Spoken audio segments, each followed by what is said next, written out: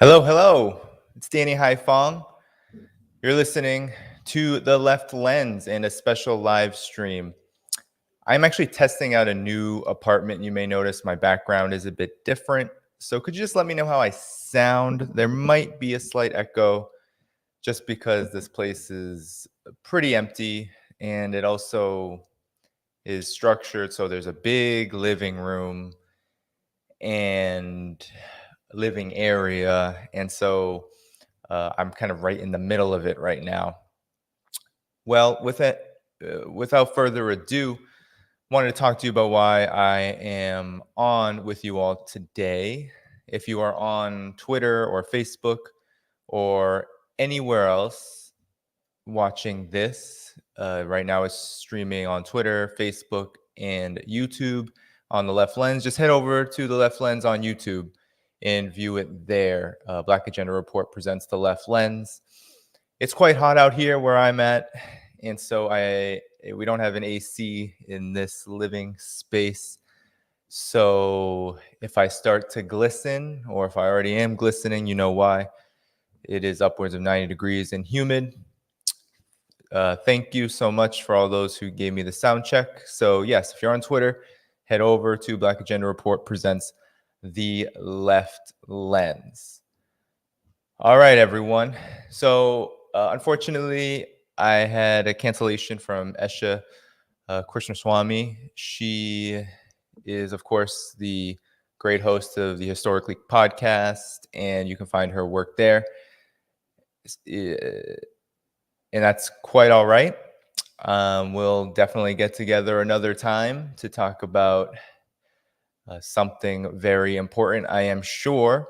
So it's just me tonight so far, and I didn't have much time to prepare for this, but I had to respond to something, and I'm just going to let people come into the stream. Okay. Sorry about that. So I'm just going to let folks come into the stream. How is everyone doing this evening? You know, I can be on for an hour and a half, 2 hours. I wanted to test this place out, see how it sounded, and talk about something important for you all. I'm going away for a week, August 17th to the 24th, so you won't really see any articles from me that week. You won't see any new content, any new videos on here. Margaret and I will try to come back at the end of this month or early next month, and I'm already sweating up a storm in here. So yes, please save your okay. All right, thank you. Appreciate that. Save your questions for the end. I will do question and answers for the end. Just gonna let people continue to come on. I did not know that Kabul was seized by the Taliban tonight. That's a huge development. So thank you so much for coming in. I will definitely take your questions. You're viewing this on Twitter or Facebook. You can go to the YouTube page. Definitely send a like, subscribe, share it. Of course, we always have to say this. I'm going to be talking about China today, and I know a lot of you follow me because of my work on China. And I'm going to talk about George Soros's latest op-ed. It's behind a paywall in the Wall Street Journal. It was published yesterday. I turned it into a PDF, and we can go over some elements of it. It's not an incredible read. It's too long, and the vast majority of it are these personalized subjectivist screeds that don't really read well. And surprise, surprise, billionaire, former hedge funders, imperialists, they're not the best writers. Surprise, surprise. And they also don't really know how to talk about anything related to communism or socialism without repeating really tired Cold War logic and ideology. And the vast majority of it is ideology. So I'm not going to expose you to the whole thing, but I will go through it. And there's some highlights I really want to focus on with you all. And then I will also bring in some past content. I also want to bring in an article that the Global Times did. China's, they call it the tabloid of the People's Daily, which is the official media of the Communist Party of China.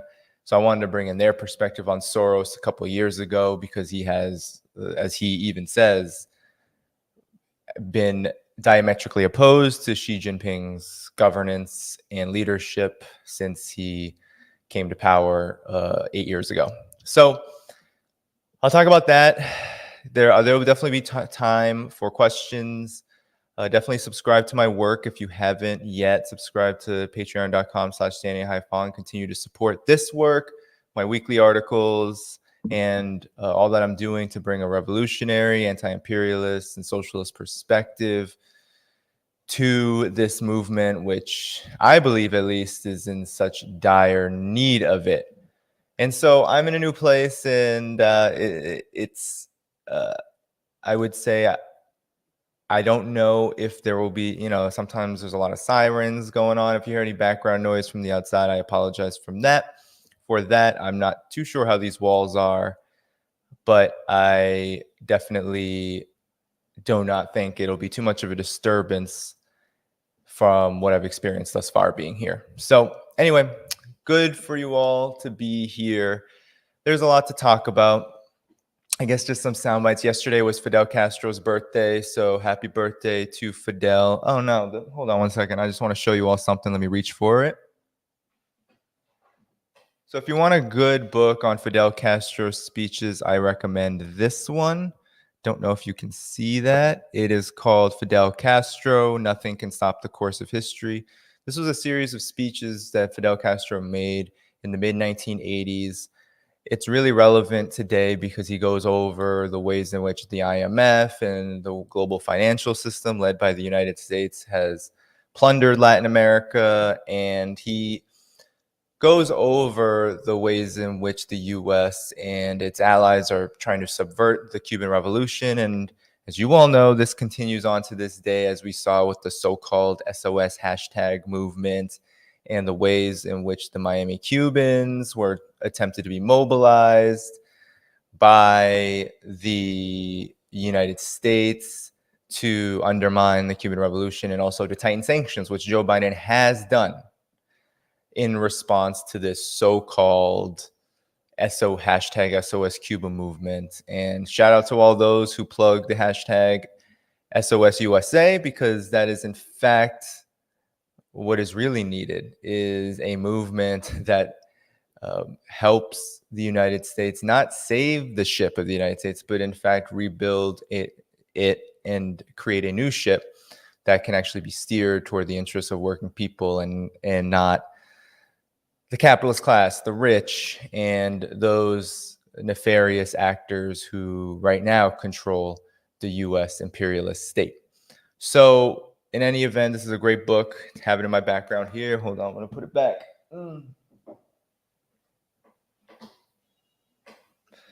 Somebody said you should get a bookshelf. That's what we are going to do. It's going to be right back here. Actually, we're going to move the desk a little bit this way, and then we're going to have a bookshelf here. So that should take care of where the books go, because there are a lot of books. My camera's far away, so I can't show you. But if you see that pile right there, it kind of goes back to the rest of the room. So yeah, sink the capitalism ship, as one commenter made in the chat. But I do not want to continue rambling. I want those of you who are here to like, subscribe, share this, subscribe to my Patreon if you have not. And we will get started. I thought we were going to have maybe a guest, but it's a Saturday night, and I had no time to prepare for this, really, to schedule someone. And so Esha had a conflict after I committed an error in terms of the scheduling. And I reached out to a few other folks, but it's a Saturday night. A lot of people are busy, family commitments and whatnot. But I wanted to test out this new place. Actually, I just moved here. If you want to know, I just moved here yesterday fully. It's been a long process. I appreciate all of those who have helped out spiritually, financially. It's a huge thing to do, to move in New York City. I've been living here for 4 years, but was mainly living off of the generosity of family and friends of family.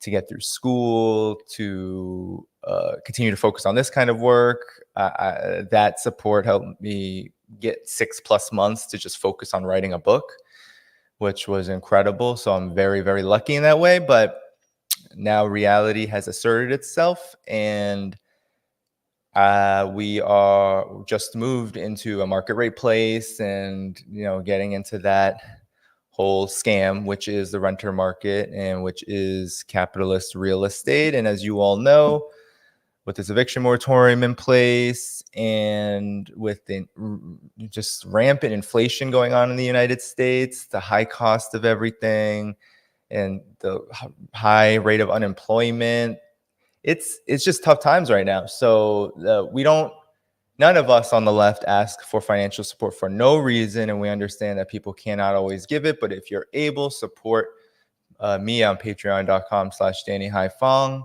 and it is much appreciated. So that's where we're at. And so, yeah, this will be a work in progress. And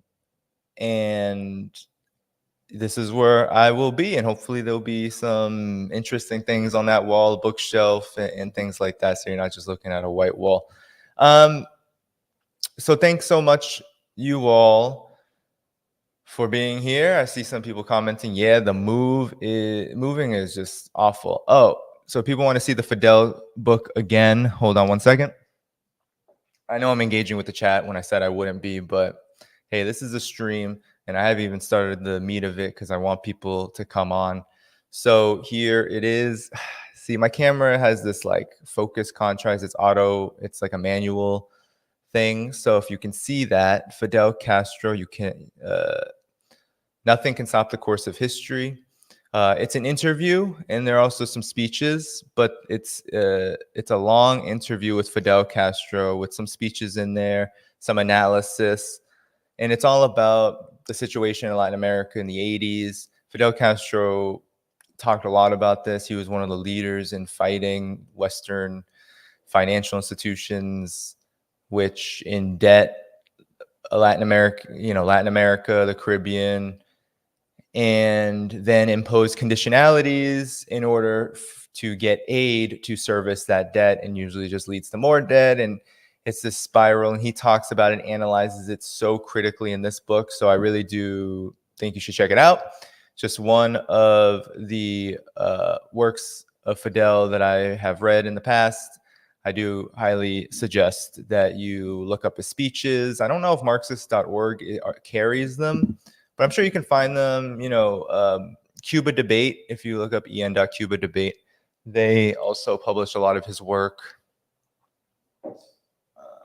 And then that's just my book. So if anyone has, that's just my book over there. My co-authored book, American Exceptionalism and American Innocence, A People's History of Fake News from the Revolutionary War to the War on Terror. So yeah, hit the like button, subscribe to the channel, subscribe to my Patreon if you're able to financially support. I'm going to talk about George Soros and his screed against China. And this, I think, is a very important topic given the climate that we're in right now. Hold on one second. I'm just going to delete something. So yeah, we're in a really dangerous kind of situation when it comes to China. Joe Biden is extending an invitation to this, World Democracy Forum to Taiwan, has approved military weaponry to Taiwan again.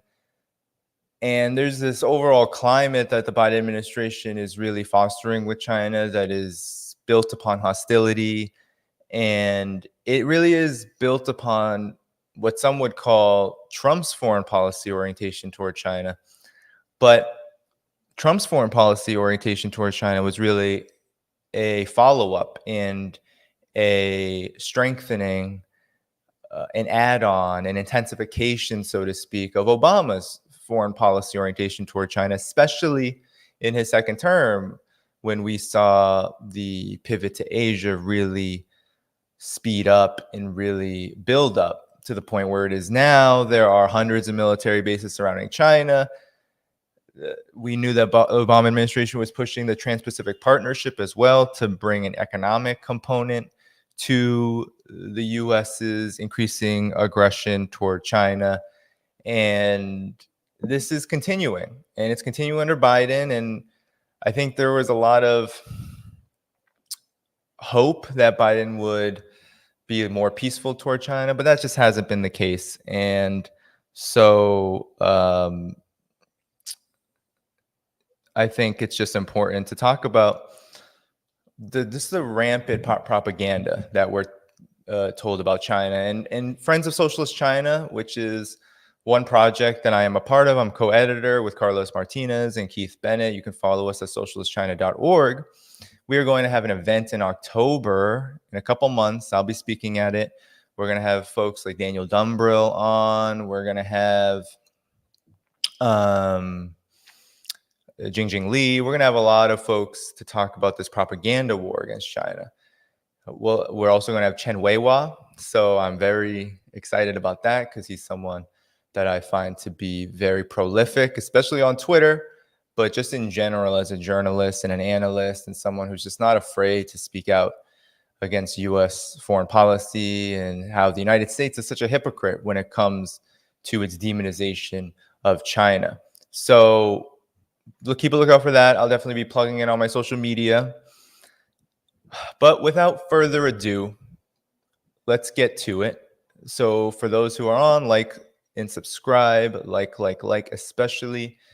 And let me just pull up this PDF with you all that I took of, for some reason, I was able to get it on my phone, the Wall Street Journal article that George Soros wrote. And for those of you who do not know who George Soros is, he's right now the founder, and I don't know if he calls himself a CEO of the Open Society Foundation or just the executive director, but he is a billionaire, former hedge fund magnate who has for a while been very hostile toward China.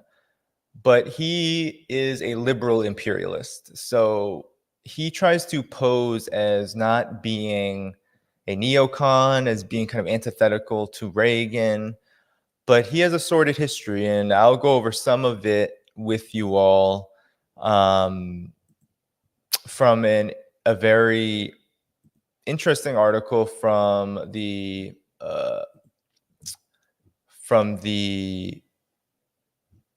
All African People's Revolutionary Party. So I will read and show you an article that they did, kind of summarizing his role in Africa. But really, he has a very damaging record when it comes to how he has conducted himself and how his foundation and the foundations that he supports have conducted themselves.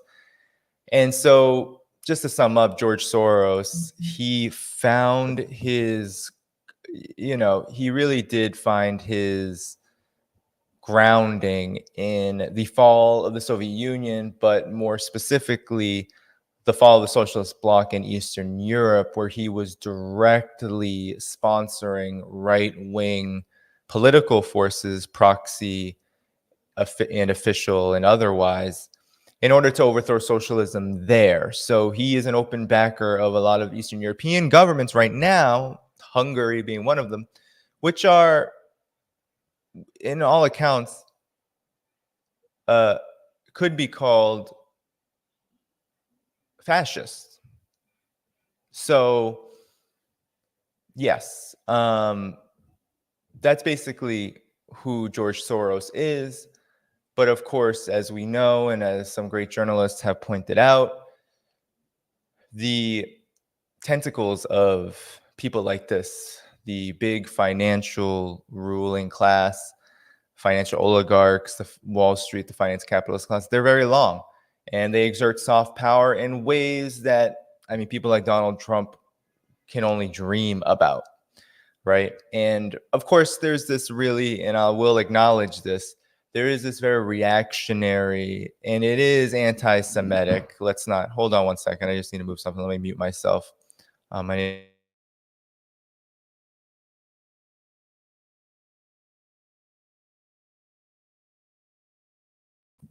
right, my bad. So I'm back. Anyway, yeah, there is this really there is an anti-Semitic critique of George Soros, which is ironic because he supported far-right political forces, still supports far-right political forces in Eastern Europe, which are anti-Semitic themselves. I mean, he was a champion of the coup in Ukraine, and all of the Poland, Hungary, all of these governments, which have become far-right in character after the fall of the Soviet Union and the socialist bloc.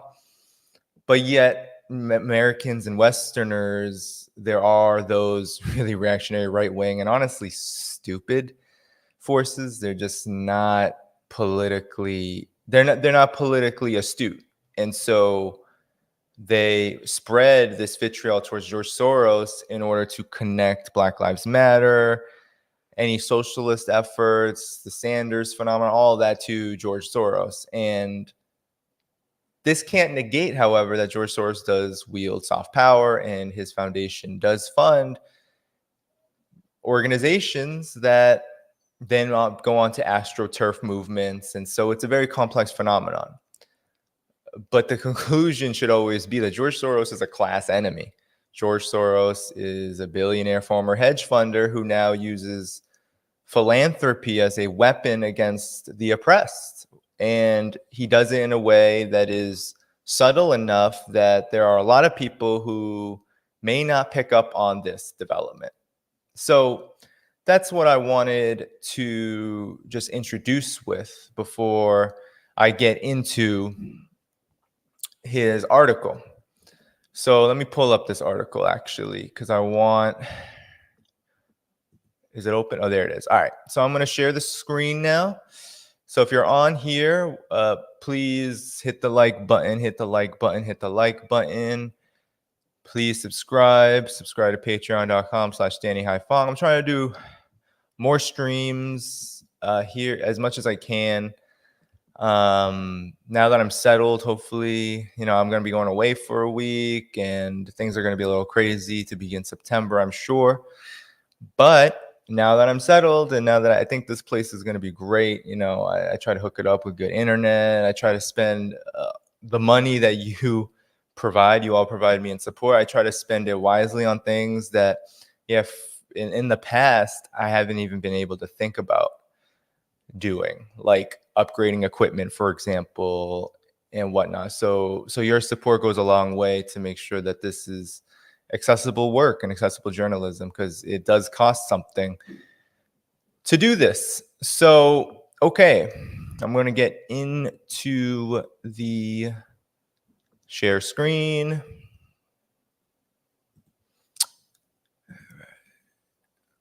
So if you're on here and you're,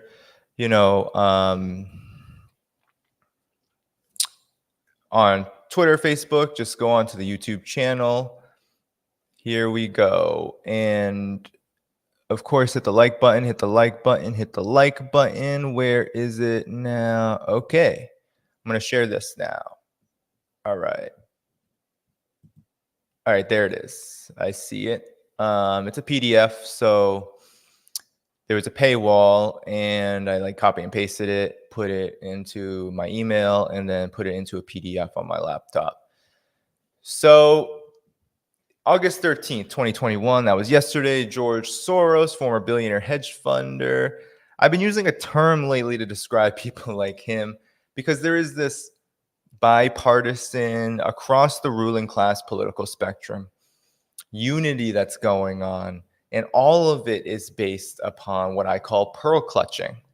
And this is not a new term. Oftentimes people use the term pearl clutching to describe, especially white women, historically use the idea of being a victim of so-called theft or some kind of usually mythical violence committed against them by Black men in order to facilitate the lynch mob phenomenon that was so prevalent during the Jim Crow era and now takes the form of policing. So it's more of an official phenomenon, although lynching still goes on in all capacities across this country.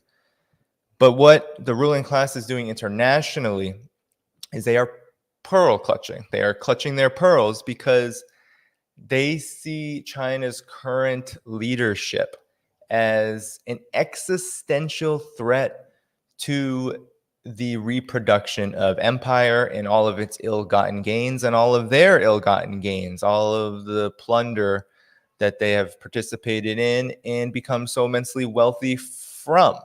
And this includes China, which during the opening up and reform period in the beginning, especially the first, they used to call it the wild 90s, right? So especially the first 20 years, right? From roughly 1980 to 2000, China really did open up its economy as much as it could without devastating and eliminating socialism in order to build a material base of production, to build what they call the productive forces up to a certain capacity so that things like eliminating extreme poverty could actually be possible, so that there would be jobs, that there would be industrial jobs.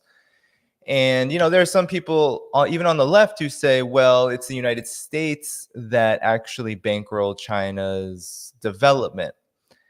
And this is actually an oversimplification. So before I get into this piece, because people like George Soros claim that they were so friendly towards China and all of this, actually a lot of people like George Soros and the ruling class, the Clinton administration, for example, what they wanted was not for China to rise so that it could surpass the United States and maintain its current leadership. What they wanted was for market forces to actually envelop China and for China to become a quote unquote capitalist country where the Communist Party of China would be deposed or so marginalized that the government would look more like a parliamentary system, more friendly to neoliberal politics and economics. And that just did not happen. And so a lot of what is happening now since 2013, especially with the United States' increasing aggression, is a realization, a sort of light bulb moment for the ruling class where they now understand that China's rise will not negate the leadership of the Communist Party of China, and it will not eliminate socialism. Actually, China is doing what it said it was always going to do under reform and opening up, which was to build up the productive forces, build a socialist society based on the guidance of Karl Marx, more so, to develop the primary stage of socialism, which requires private property in order to ensure that heavy industry is developed, and in order to also build unity out of a very underdeveloped situation, national unity out of an underdeveloped situation, which required, and this has always been the case, my friends, do not let anyone tell you differently, it does require, especially in these countries that have histories of colonialism or semi-colonialism or any kind of foreign domination, it has always required the local capitalist class, what's often called the national bourgeoisie.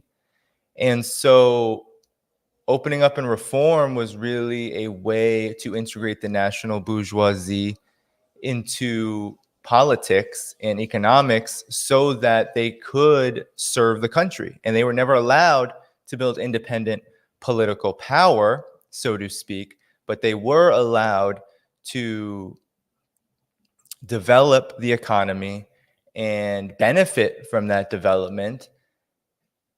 And so that, I think, is an important context to understand why people like George Soros are so angry and why they are so angry at Xi Jinping in particular. Because you would think that these complaints would have happened earlier. No. Actually, they came at a very sensitive time. They came in a period where the United States has just come out of an economic crisis. In the Obama period, the first term of Barack Obama just did not right the ship. And China actually did right the whole world's ship in a lot of ways by the ways in which it dealt with finance and it dealt with the world economy by purchasing a lot of the U.S. Treasury bonds, etc.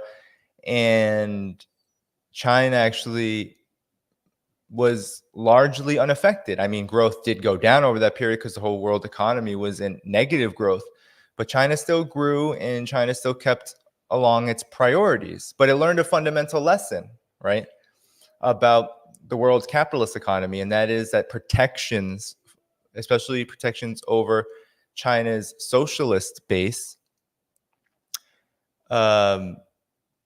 is very important. And so, when I was in China, for example, we had some libertarian-minded folks on the trip, and they thought it would be interesting to try to probe. They just didn't know anything about China.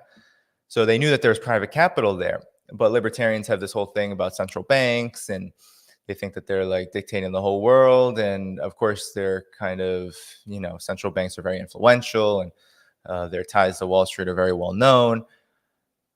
But since they didn't know anything about China, they thought that China was in the same situation. So when we talked to officials at the Beijing Friendship Association about this, their vice president actually laughed at us because she just did not understand the concept of the way that the Federal Reserve does things, for example, which is it's public-private, and it largely furnishes the profits and the profits of shareholders in big private banks, and that the majority of the banking system in the West and the United States is private. And she just didn't understand that, because the most reform that China ever did to its banking system was just create more state-owned banks. And today there are some private local financial operations that happen in China, but they're very marginal. And Wall Street, you can see that they complain about this all the time. The Shanghai Stock Exchange is basically government controlled, they're always crying about. But financial institutions in China are heavily regulated, and the People's Bank of China is still the primary lender, and it is directed by the Communist Party of China. That is for sure. It is a state-owned industry, and more than 80% of all of China's financial institutions are state-owned in some capacity. So there is this pearl clutching going on because the rapid development of China, it will surpass the United States probably in 5 to 10 years. Some people say 10 years. The economists, the financiers are saying 10. I'm going to say 5 to 10 because it seems like everything happens quicker than what is predicted by the elites of the United States. But even China, when they're predicting certain goals like eliminating poverty, they often finish them beforehand. So with this global recession, economic crisis, and with the way that China has been able to continue on its path of development, would not be surprised to see China overtake the United States. So let's get to this article now, okay? Let me just get to the article. Here we are. So George Soros wrote this yesterday, and he immediately begins to talk about there being a conflict between his beliefs and his actions. Well, I don't understand this. His public declarations and his beliefs and actions are all different, right? There's these internal contradictions, to use even Marxist terminology, going on. He says, and this is funny, the U.S. stands for a democratic, open society in which the role of government is to protect the freedom of the individual. Well, this is arguable, right? Yeah, the United States government is geared toward protecting the quote-unquote individual. But George Soros, being a capitalist, won't tell you that freedom for the individual in the United States means freedom for the capitalists to exploit the people. That's what it means, and planet. So this is just democratic, open society. I mean, that's just plain nonsense. That's just propaganda. The United States is one of the most repressive societies on this planet, and it is one of the most repressive societies under the veil of so-called democracy. So unlike Saudi Arabia, which does not claim itself to be a democracy. The United States, which has 2 million prisoners, it has police departments that kill at least 1,000 people per year since 2014, which is rooted in racism. So it's very government, not only excluded, but was also committing genocide against Native people, was enslaving Africans, and immediately after its so-called independence was then gearing up to engage in a foreign policy of empire, which Thomas Jefferson called famously the Empire of Liberty. So it would go on spreading liberty in its so-called backyard in Latin America. It would go to the Caribbean. It would go all across the Western Hemisphere to begin and participate in some of the most genocidal activities in historical events for that still stand the test of time today, like, for example, the invasion of the Philippines during the so-called Spanish-American War. Or we can go 50 years before that, starting the century of humiliation for China. The United States was a participant in the Opium Wars and was smuggling a lot of opium into the east coast of the United States. Boston, for example, in that very deadly, right? Many Chinese, millions of Chinese died. And of course, the entire country was thrown into semi-colonialism and extreme impoverishment. So to put that in perspective, in 1949, when China gained its full independence, it became New China, 200 of every 1,000 infants died at birth. So the infant mortality rate was literally 1 in 5. It just, 20%. That level of poverty, that level of underdevelopment is just really not understood. So when you hear things like standing for an open society in which the role of the government is to protect freedom of the individual, and you hear that to describe the United States, just remember that the United States not only participated in China's century of humiliation, but even if we just look back at beginning in 1945, the United States has overthrown or tried to overthrow as many governments as there are years, right? And that now the United States is one of the most repressive governments in the world, with 800 military bases plus and a surveillance apparatus, which right now is committing one of the most heinous crimes in history, which is the lynching of Julian Assange. We saw great journalists, Richard Medhurst and others, Kevin Gostola, talk about how the courts in the UK have basically gone along with the United States' plan to extradite Assange and are moving forward in that process, despite the fact that not only is Assange a journalist who is literally doing journalistic duties by publishing leaked information about war crimes and the US's political corruption and the political corruption that occurs all around the world, but he's also been tortured for 2+ years and his life is in danger. But none of that matters to the United States. And so George Soros, when he claims this democratic open society, he's really talking about it is a democratic open society for him and for his class. So always remember that this is just theory, Marxist theory 101 in so many respects with regard to the US state and the capitalist state. So this is just lies here. Mr. Xi believes Mao Zedong invented a superior form of organization, which he is carrying on, a totalitarian, which is a real Cold War trope society in which the individual is subordinated to the one-party state. Yes, that is just anti-communism. There literally is nothing. None of this has any basis in fact, and I'll tell you why. Relations between China and the U.S. are rapidly deteriorating and may lead to war. Now, that's true. That's true, but it all has to do with the United States. China Similar to how Russia, even though Russia, of course, is much different from China, Russia has also been trying to extend an olive leaf to the United States since the US went on its suicidal mission called the New Cold War during the Obama period. And the United States continues to stick up the middle finger at Russia, just like it does to China. But this statement, it may lead to war, this rapidly deteriorating relations between the US and China, is true. So the capitalist class knows that.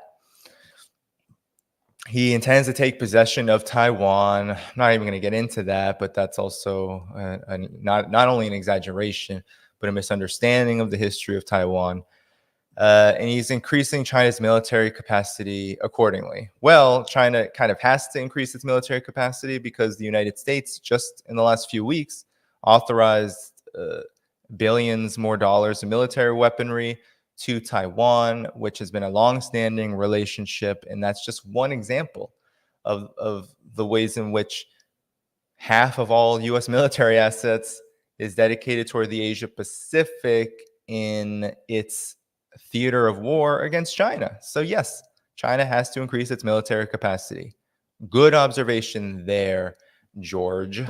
So he faces an important domestic hurdle in 2022 when he intends to break the established system of succession to remain president for life. Okay, yeah, that's always said about every that was said about Mao. It didn't happen, and now it's being said about Xi.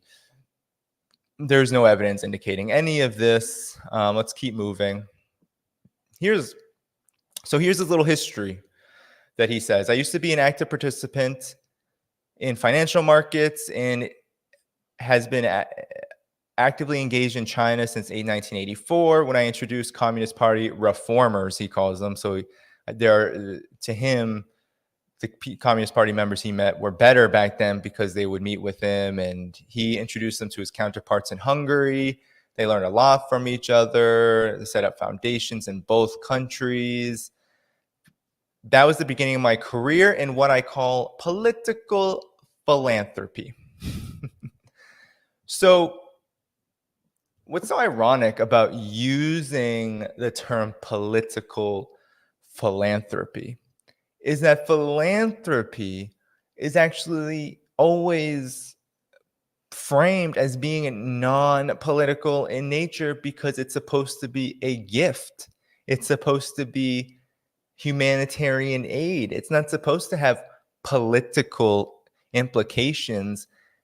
That is why the United States calls their so-called responsibility to protect, which George Soros is a big funder of this ideology, the responsibility to protect. That's why they call it humanitarian interventionism, because it's not supposed to be political in nature. It's supposed to be about humanitarianism. So this is just a really good example of how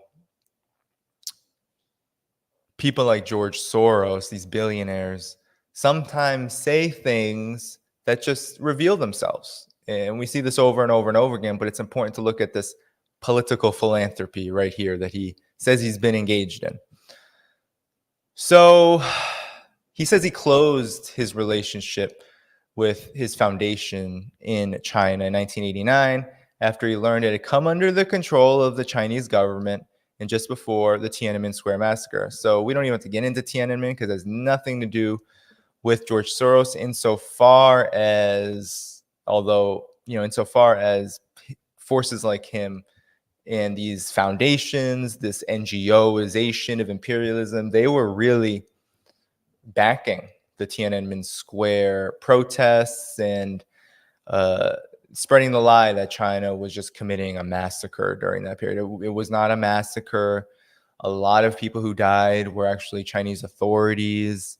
The protests themselves that happened at Tiananmen were not the source of violence, but there were a lot of people who died around the country, including in Beijing, due to what some say are Communist Party officials, but what a lot of evidence shows were attacks on the government. And on government officials in particular. So he resumed my active involvement in China in 2013 when Mr. Xi became a ruler, this time as an outspoken opponent of what has since become a totalitarian regime. So let's just keep going. So he says that Xi Jinping is one of the most dangerous enemies of open societies in the world. He says the Chinese people are its victims, and domestic political opponents and religious and ethnic minorities suffer from his persecution much more. But he says all these things. I'm not going to get into the social credit system because other than to say that the social credit system is another regulatory system in China, which is doing a lot to stamp out corruption. And that is what Soros does not like. That is why a lot of capitalists are so angry at Xi Jinping. It's because of the anti-corruption campaign, the social credit system being one of these mechanisms where people who invest a lot financially in the in the financial markets, a lot of their profits into financial markets, they're being, yes, surveilled. They are being watched, and their behavior is being graded. And you think that's horrible for the individual citizen. But actually, a lot of it is to equalize the playing field and ensure that, as he already said, a lot of Chinese people seem to find it great and attractive. It provides them social services free of charge. Yes, it's about making sure that people who do not necessarily have access to good kinds of credit are able to get them, especially young people.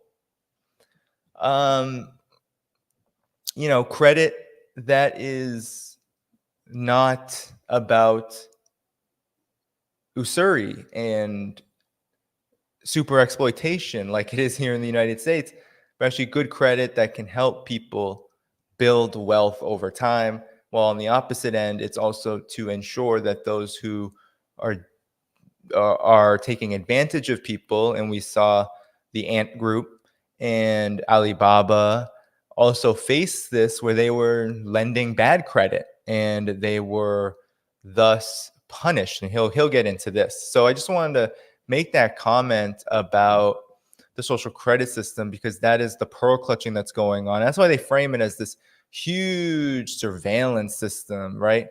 It is like, so terrible. But a lot of Chinese people like it because it's about capital. It's about building the capital of all people, not just the wealthy business elite who right now are finding life harder in China because China is shifting to protect socialism over shareholders. And it's seeking to reconcile its opening up with the needs of the people. And that includes around the world too. That includes abroad. So let's move on. Okay, so he wants to give background. None of this is true. I don't even want to get into this. Deng Xiaoping was so amazing because he opened up China to the United States and the Western system, and he was just all about opening up and reform and just selling out China to the capitalist world. And Xi Jinping is the exact opposite. None of that is true. The facts are very stubborn things here. If you read anything by Xi Jinping, and I do recommend you read The Governance of China. I've read volume 1. I do not have volume 2. If you read his foundational speeches when he first came into leadership, you will see that so many of them are about integrating Mao and Deng and integrating prior leadership with his current political trajectory and leadership and his theory and his thought. That is really where China is as a whole today. It's about taking the best of both policies to create a new policy in a new era. So it's not about Deng, the capitalists think in very narrow terms. Deng was all about opening up and reform. Deng Xiaoping was also a key revolutionary in the early period of the Chinese Revolution. If it weren't for Deng Xiaoping, a lot of the media apparatus that China was developing during the early period of the revolution and prior to the revolution would not have existed, right? He was actually a key person in the media, founding of Xinhua, which was the one of the first national organs of the Communist Party of China. And if you read, I'm reading Han Suyin's book about Zhou Enlai, and if you read her commentary about Deng Xiaoping during the revolution, he actually is framed as one of the most extreme left elements, right? So this is what people get wrong about Deng Xiaoping, is that his opening up and reform was somehow inconsistent with the Mao legacy. That is not true. And you can look up Mao on New Democracy and a lot of his works on what socialism would take in the beginning period, and nowhere will you find, let's get rid of all private property and just accelerate to full communism right now because that's a good idea. No, a lot of it is about how do we deal with the national bourgeoisie? How do we deal with private property? We need the national bourgeoisie on our side, especially in the beginning, because we have a large job in reconstruction to do.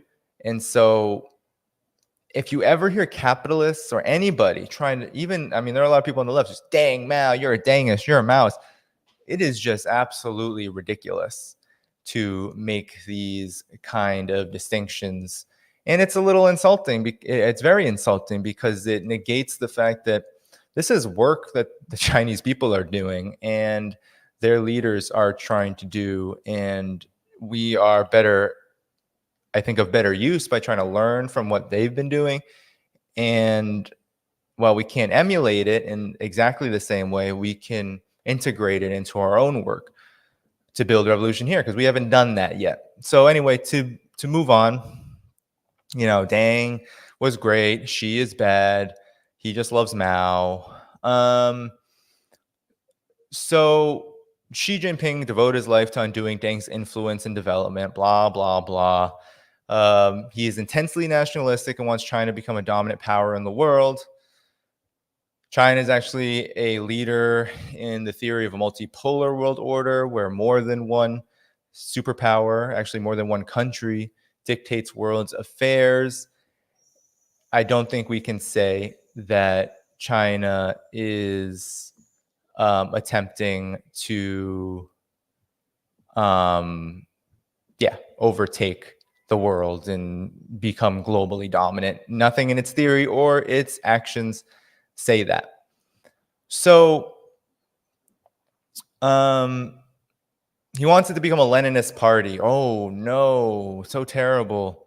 Well, one day we'll have Esha on to explain why that's not such a bad idea, because she does some great work with on Lenin and her Sundays with Lenin, her late nights with Lenin. So definitely check her out. So I'm just going to keep going. I bolded some parts which I think are very important. So here we go. So he needs to stay in power, blah, limit term limits. His first task is to bring anyone to heel who's rich enough to exercise independent power. Xi Jinping wants to bring to heel anyone rich enough to exercise independent political power. All right. Think about that, guys. Independent political power. Do we want rich people to have independent political power in society? That is, I think that's something we don't want. Xi Jinping's first task is to bring to heel anyone rich enough to exercise independent political power. Amazing. I would say I'm in full support of that policy. Rich people exercising independent political party is its own form of dictatorship. It's a dictatorship of capital. That's what we have under capitalism. And that is what George Soros wants to protect. That is why we have tens of millions of people at risk of eviction in the United States and 17 million vacant homes, despite the fact that there at any given moment are 500,000 to 1 million people homeless in the United States. So it's that kind of irrationality. 17 million vacant homes, 1 million homeless, that China's trying to avoid. And so I think the crocodile tears and the pearl clutching that George Soros is doing should give us pause, and we should actually heed the words that he is saying, and then maybe consider the opposite.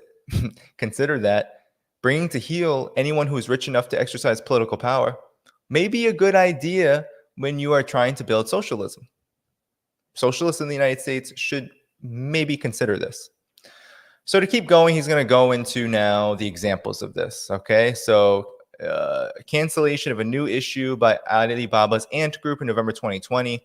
The story there is that this Ant Group was trying to exploit Chinese consumers by racking up their consumer debt. And so a lot of corporations, in China, Amazon, Alibaba is like the Chinese Amazon, except it's much more highly regulated and it doesn't serve the same just absolutely devastating role to the overall economy, domestically or globally. But it still is a private company, and it is it's a huge company. And so what China did, what the central government did, was when the Ant Group said, we are going to create a credit system for our consumers that includes exorbitant interest and basically pressures poorer Chinese into purchasing goods for them, purchasing goods through this system that they can't pay off. The central government said no and absolutely discontinued that practice and punished the company. And so there's all this talk about disappearance of Jack Ma. That's not so much the problem. He's become, of course, less public lately because of this incident, but disappearing, there's no proof of any of that. That's just a way to make it look like China is doing something nefarious to its powerful capitalists, but that's not necessarily the case. So the same thing happened to Didi Chuxing after it floated an issue in New York in 2021. I don't know that story as much, but of course, the same kind of deal.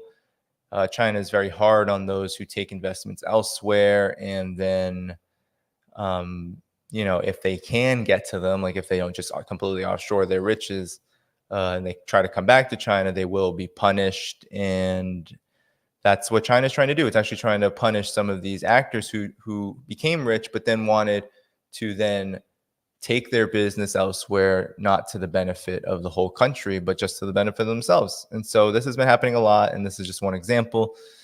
The banishment of 3 U.S. finance tutoring companies. So education in China is very important, and some of these a lot of these private tutoring companies were charging exorbitant rates and really making it hard for parents to afford to send their kids to school.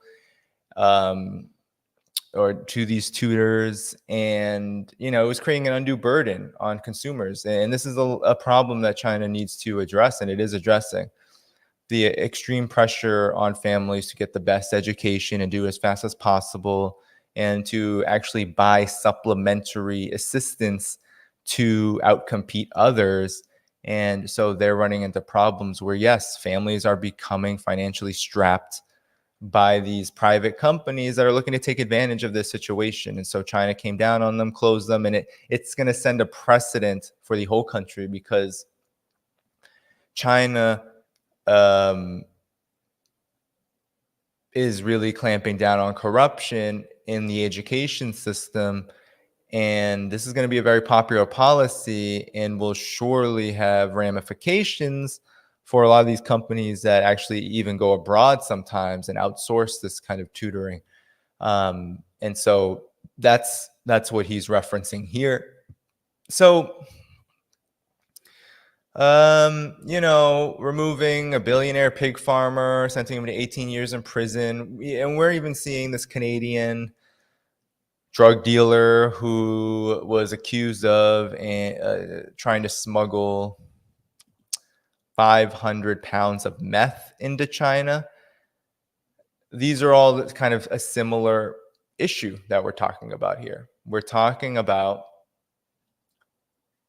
China really clamping down on examples of exploitation. And so this is what's funny. He was sentenced to 18 years of prison and persuaded to donate the bulk of his wealth to charity. I thought he was a philanthropist. I thought George Soros was a philanthropist. What's wrong with donating your wealth to charity? So again, these are just cartoonish insults, right? It's just a cartoonish situation here where a capitalist, a multi-billionaire, one of the richest people in the world, is complaining about other capitalists being held to account for their crimes. This is just the most disgusting part of this article. So this overall campaign, sorry about that. Did that pop up? Anyway, this campaign threatens to destroy the geese that lay the golden eggs. How about that? Describing the capitalist class as the geese that lay the golden eggs. I would say that's incorrect. And he just goes full Reagan here by acting like it is the rich who spur innovation and economic growth, etc. Well, let's think about this here. Capitalists being the geese that lay the golden eggs.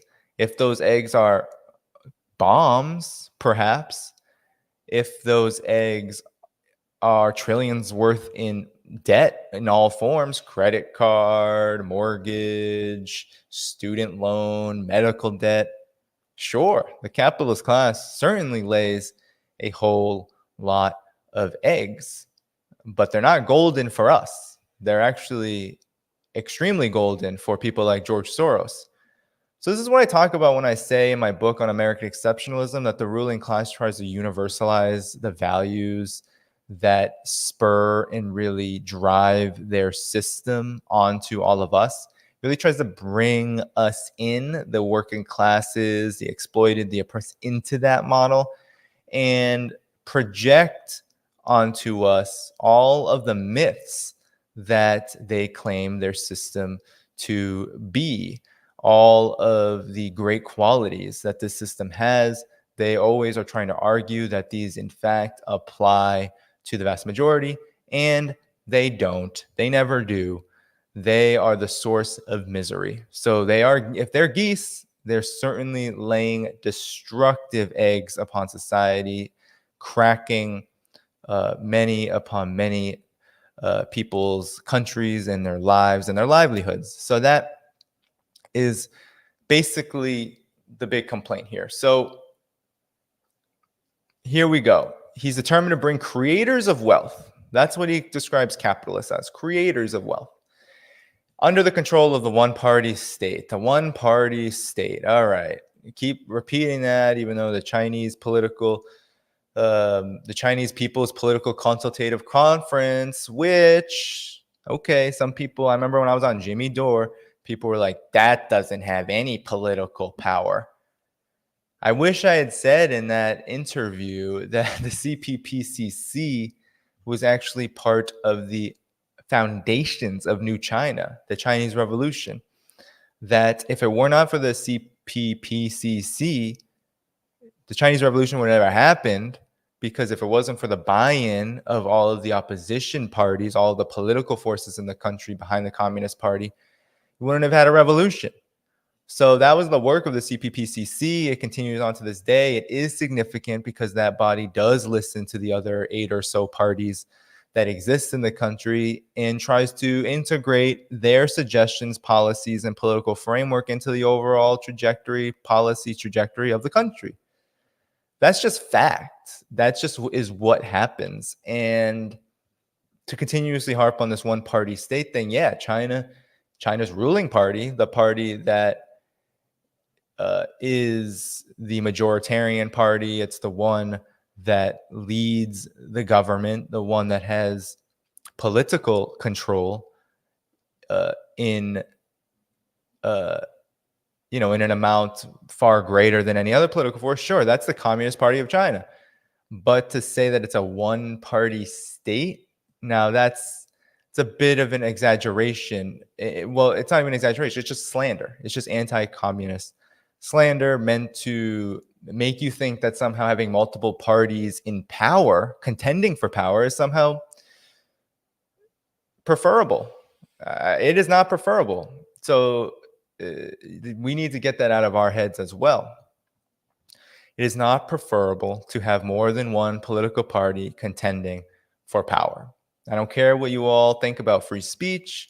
You may think that it's some kind of amazing product of freedom. We have so many parties contending for power. Well, if you don't have a party that most people support in terms of their leadership, how are you going to get anything done? And that's what the Communist Party of China, that's what China, its central government, a lot of its people talk about a lot. It is very dysfunctional to have multiple parties dictating policy. And the two-party system in the United States, especially, is very problematic because it is really a one-party system of war and austerity and of the capitalist class. That's who controls those parties, the Democrats and the Republicans. So it's really about the character of the government. It's not about parties, right? It's about the social character of a particular system and state. And China harps on legitimacy. People in China, you talk to anyone, they'll talk about legitimacy. They'll talk about what it means to have a government that is responsive to you, and that being one of the most important qualities of the Chinese system and the Communist Party of China's leadership, and why its approval rating only goes up, it seems, with each successive decade.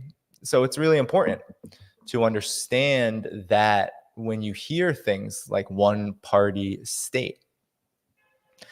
So, this is a great one. This is actually true, although it's slandered. He's introduced a dual management structure into largely private-owned companies that had largely lapsed into large privately owned companies that had largely lapsed during the reform era of Deng. Okay, so indeed, there is a Communist Party, usually a representative or a body in each private company in China. And that is true. Not necessarily a new policy, but it has expanded greatly under Xi Jinping.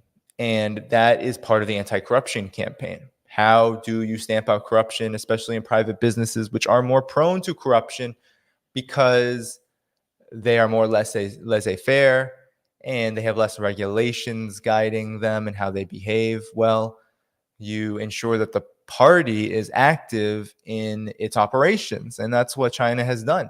And it's really made a lot of differences, actually. I think, anyone who's followed China over the years has seen, especially since Xi Jinping has come to power, that the behavior of capital with regards to China has changed dramatically.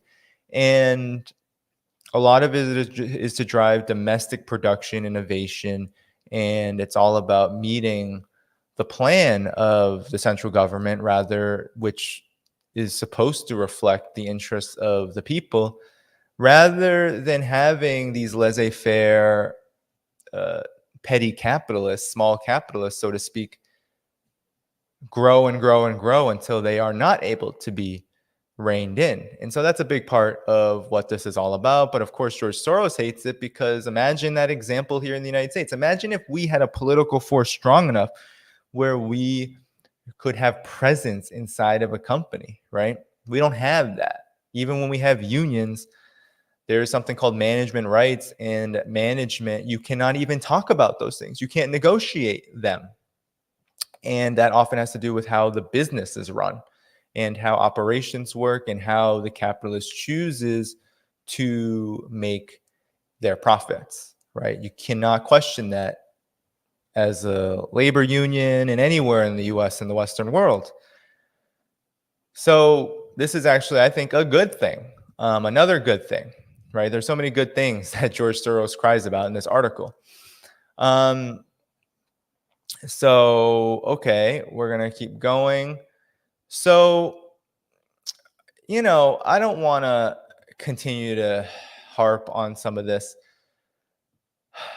He calls him a dictator. He says Sinopharm is the worst vaccine. Yeah, blah, blah. Um, he thinks that Mr. Xi Jinping is going to be in trouble and he's becoming he's turned himself into a dictator. It's not like we haven't heard that before. China's leadership is dictatorship. I like how he calls Deng's rule consensual. I think this is, when you hear this racist demagogy by the capitalist class, by someone like George Soros, just remember that when they use terms like consensual rule, or he's turning his party, the Communist Party, into yes men for him. I mean, this is all to give this image of a so-called quote unquote strongman dictator, Xi Jinping, where there's no checks and balances. He's not going to adjust his policies. He rules by fear and intimidation, right? All of this is, all of this is just Cold War propaganda. And it's just, I think, really, really important to look at these kind of terms like consensual and think about why exactly he would describe it as such. So opening up a reform and being described as consensual means, I think, and I think this is proven over and over and over again in every single example, that the hope for opening up and reform for the West and the capitalist class was that China would go the way of the Soviet Union, fall and become a capitalist state, or really a neo-colony of the world capitalist system led by the United States, the world imperialist system. And so calling it consensual means that the US has consent in it. It means that the West has consent in it. It means that that people like George Soros hoped so badly that they could come into the picture and then manipulate and destroy the society of, China's society and its government, overthrow it, commit regime change in a politically tactful and reasonable way for them,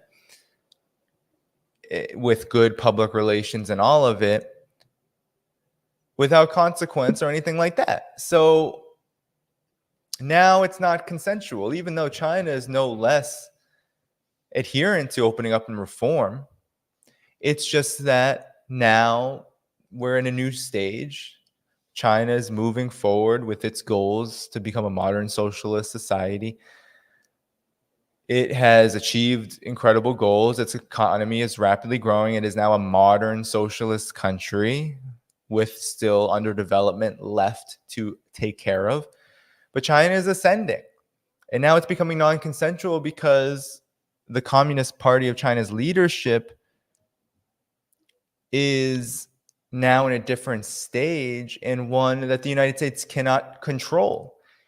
And so it's really important to understand that throughout this whole process, what we've been told over and over again was that China was under the thumb of the United States, and that U.S. political officials were dictating opening up and reform, and the Sino-Soviet split. We can go over and over and on and on and on about all the examples we're always given, that the popular narrative of China industrialized so the U.S. could deindustrialize, right? There's always this equation being drawn as if the United States had any role in drawing up how China governs itself. And I think it's important to realize that that's just not the case, that China is still an adherent to opening up and reform. It's just doing it differently than it did it in the 1980s and 90s when there were a different set of conditions.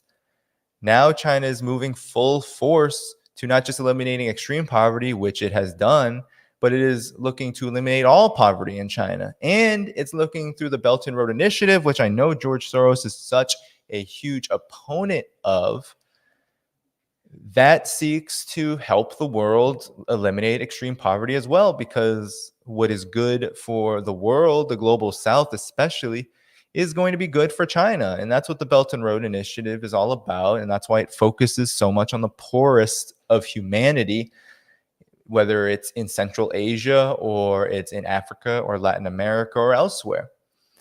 That is what George Soros wants to arrest, right? And I'm going to end this screen share because I want to show you all something else after this in relation to how the Global Times in 2019 described George Soros. So let me just move that. All right, I'm back I'm big here, but so I just went over George Soros's op-ed. So for anyone coming in, sorry you didn't get to see that, but you can of course rewind earlier and see the breakdown of that George Soros really clutching pearls around China and talking about what he kind of reminded me of Gordon Chang, who is always talking about the coming collapse of China. Well, George Soros is now trying to say that Xi Jinping's leadership is going to collapse the China's so-called one-party state. Think again, dream on. That's the message that we should all be sending to him. And, I think this is just another example of how what people have said. And, I've heard people even like Glenn Greenwald and Matt Taibbi and others, people whose work I respect, certainly. But they've really propagated this evidence-free myth that China's financial system and China's economic system is in cahoots with the United States, in particular the Democrats, right? Kind of hearkening on this Trump right-wing narrative that China and Wall Street are one, and that the Democrats, China and Wall Street are one. That's just not factually true. There's badly translated remarks by certain scholars in China that have been misconstrued to believe it's interpreted in an interesting way. But George Soros, what he's saying here contradicts that narrative, right? And if you listen to anything that these business elites, these ruling class elites are saying about China, you'll understand that regime change is really what the United States' ruling class wants. Now, this isn't to say that the entire ruling class wants this, right? Because there are important distinctions, and there is definitely a policy conflict. And we can see this kind of policy conflict in other places too. I mean, look at Ethiopia, for example. The United States does not have a real coherent Africa policy. The military-industrial complex often does things sometimes independently of the rest of the ruling class, the rest of the capitalist class. And so aggression starts to ramp up even politically faster than what some business elites want. And that happens with, that is just something that happens a lot under a system which has both an immense amount of monopoly and concentration of power and wealth, but also one that has a lot of anarchy. Because capitalist production is just as much about the anarchy of the market. And sorry, I'm going to move this. It might make some noise. Apologies. I'm going to try to do it slowly. I need to sit back a little bit. My back is hurting a little. I don't know how some people do these super streams. I love you all, but man, how do people sit for hours and hours? I'm just going to send a salute to Katie Halper for being able to do that, because my back starts to bark after the first hour. So I need to sit back a little. In any event, there is just no evidence of this policy of China being in cahoots with Wall Street. And so George Soros is basically showing us why the opposite is in fact true, why there is so much panic over China's rise. If China's rise was truly in league with the Democrats and Wall Street, then there would not be a new Cold War against China. There would not be this aggression. There would be a completely different story, and China's economic situation would look very much different. And so I wrote an article in Covert Action magazine. I believe it was 6 months ago. No, 3 months. What am I saying? I think this was back in June.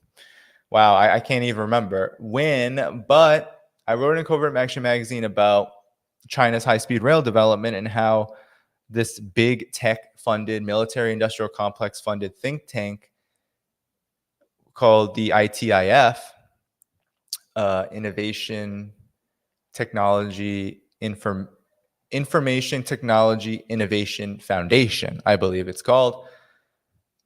They wrote a huge think piece, a huge analysis of why China's high-speed rail is in fact bad for China. And that's what this is all about, right? They complain about China's state-owned industries dominating the high-speed rail market. They complain about how Western institutions and corporations would be more innovative, but at the same time say that the United States doesn't even have a high-speed rail firm, and that European high-speed rail producers are lagging behind and are unable to compete. So all the capitalist class is saying here is that it wants unfettered access to the Chinese market, which means it wants to dominate China. That the ruling class wants not opening up and reform, not just to work and to make money in China, which plenty of Western capitalists do, right? China is a huge, quote unquote, middle class. It is a huge economic base. It is people with disposable income, and it used to have a low, it still does have, in some respects, a low wage labor force, right? The RMB is still had the ratio between the dollar and RMB is 1 to 7, meaning 7 RMB equals $1 roughly. So still has roughly a large low wage labor force, but a lot less of a low wage labor force than in the past. China's wages rise at a rate of between 5 and 10% every single year, which is not the case in the United States and the Western world, where wages have stagnated or declined. So this whole complaint about China's high-speed rail being bad for China is just a way of saying that, in fact, foreign institutions, foreign corporations should have full market access, meaning they should dominate, they should be able to plunder, they should be able to develop China without the will of the Chinese people or its government. And that's what George Soros is saying here when he says opening up and reform was consensual, because they believed that just by having the ability to help China foster a market economy, a market base to develop its country, that gave it permission to maybe in the future destroy all of China's economy, take it over, and become the primary political and economic power in the country. That is what this is all about.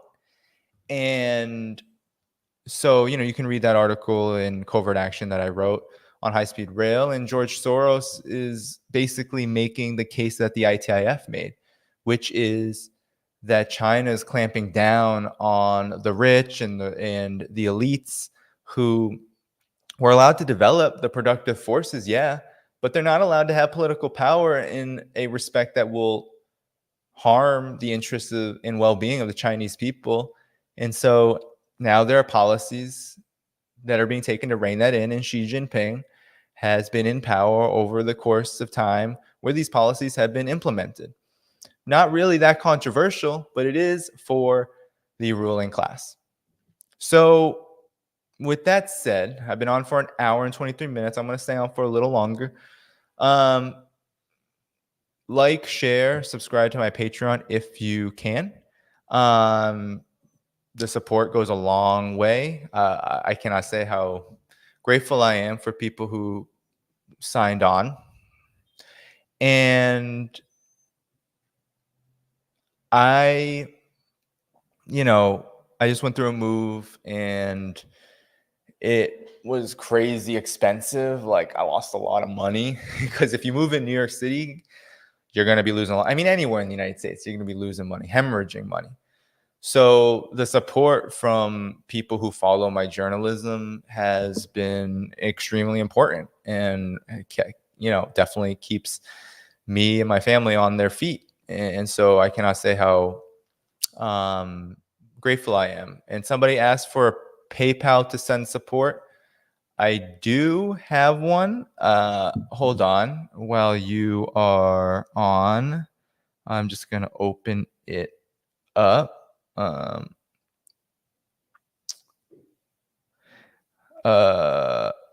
Hold on one second. I don't use PayPal that much, but you can find me on there. How about this? How about after this, I put it in the show notes. You can find me, I think it's at Spirit of Ho, just like my Twitter. I can share the link. Let me just share that link actually. And I'll put it in the show. I'll put it in the chat if anyone really wants. I do have Cash App too. If you want to support my Cash App, you can support it at, let me see if I can share the link in the chat here too. That's very generous of you all. I really appreciate that. We haven't monetized this channel. I think we should. It's more of an executive decision that I need to really approach. And we've been going through a lot at Bar. Let me see if I can share this. Anyway, you can find me at D Haiphong. So D Haiphong. I think I put in the chat the links to the PayPal, and then D Haiphong is better. I share it more. So I can send a code. I don't use this that much, so yeah, it's cash.app/D Haiphong. I wish they sent is there like a link that I can send? I really don't want to spend too much time on this, but yeah, find me on the Haiphong Cash App. So yeah, I want to get to questions. I'll try to drop the link. No, I'm not going to drop the links to Cash App in the description. Just hear me, D Haiphong. So the letter D, Haiphong. Search me on Cash App and, send if you can. That's great. I want to move on though. So I want to just talk about one other thing. I also, if you want to donate a small amount to PayPal or Cash App, I sometimes argue, folks want to just give that over the course of 12 months. If it's like $12, $1 a month, it's fine. I'm totally good with that. I'm glistening here because it's so hot. Whew. This climate change stuff, man, it is bananas. I am not a climate change skeptic. No. Capitalism has indeed set a very bad foundation for us, and I am very hot right now, and let's do this. So before we get to questions, please retype your questions later because I don't know if I'll be able to scroll through this whole thing.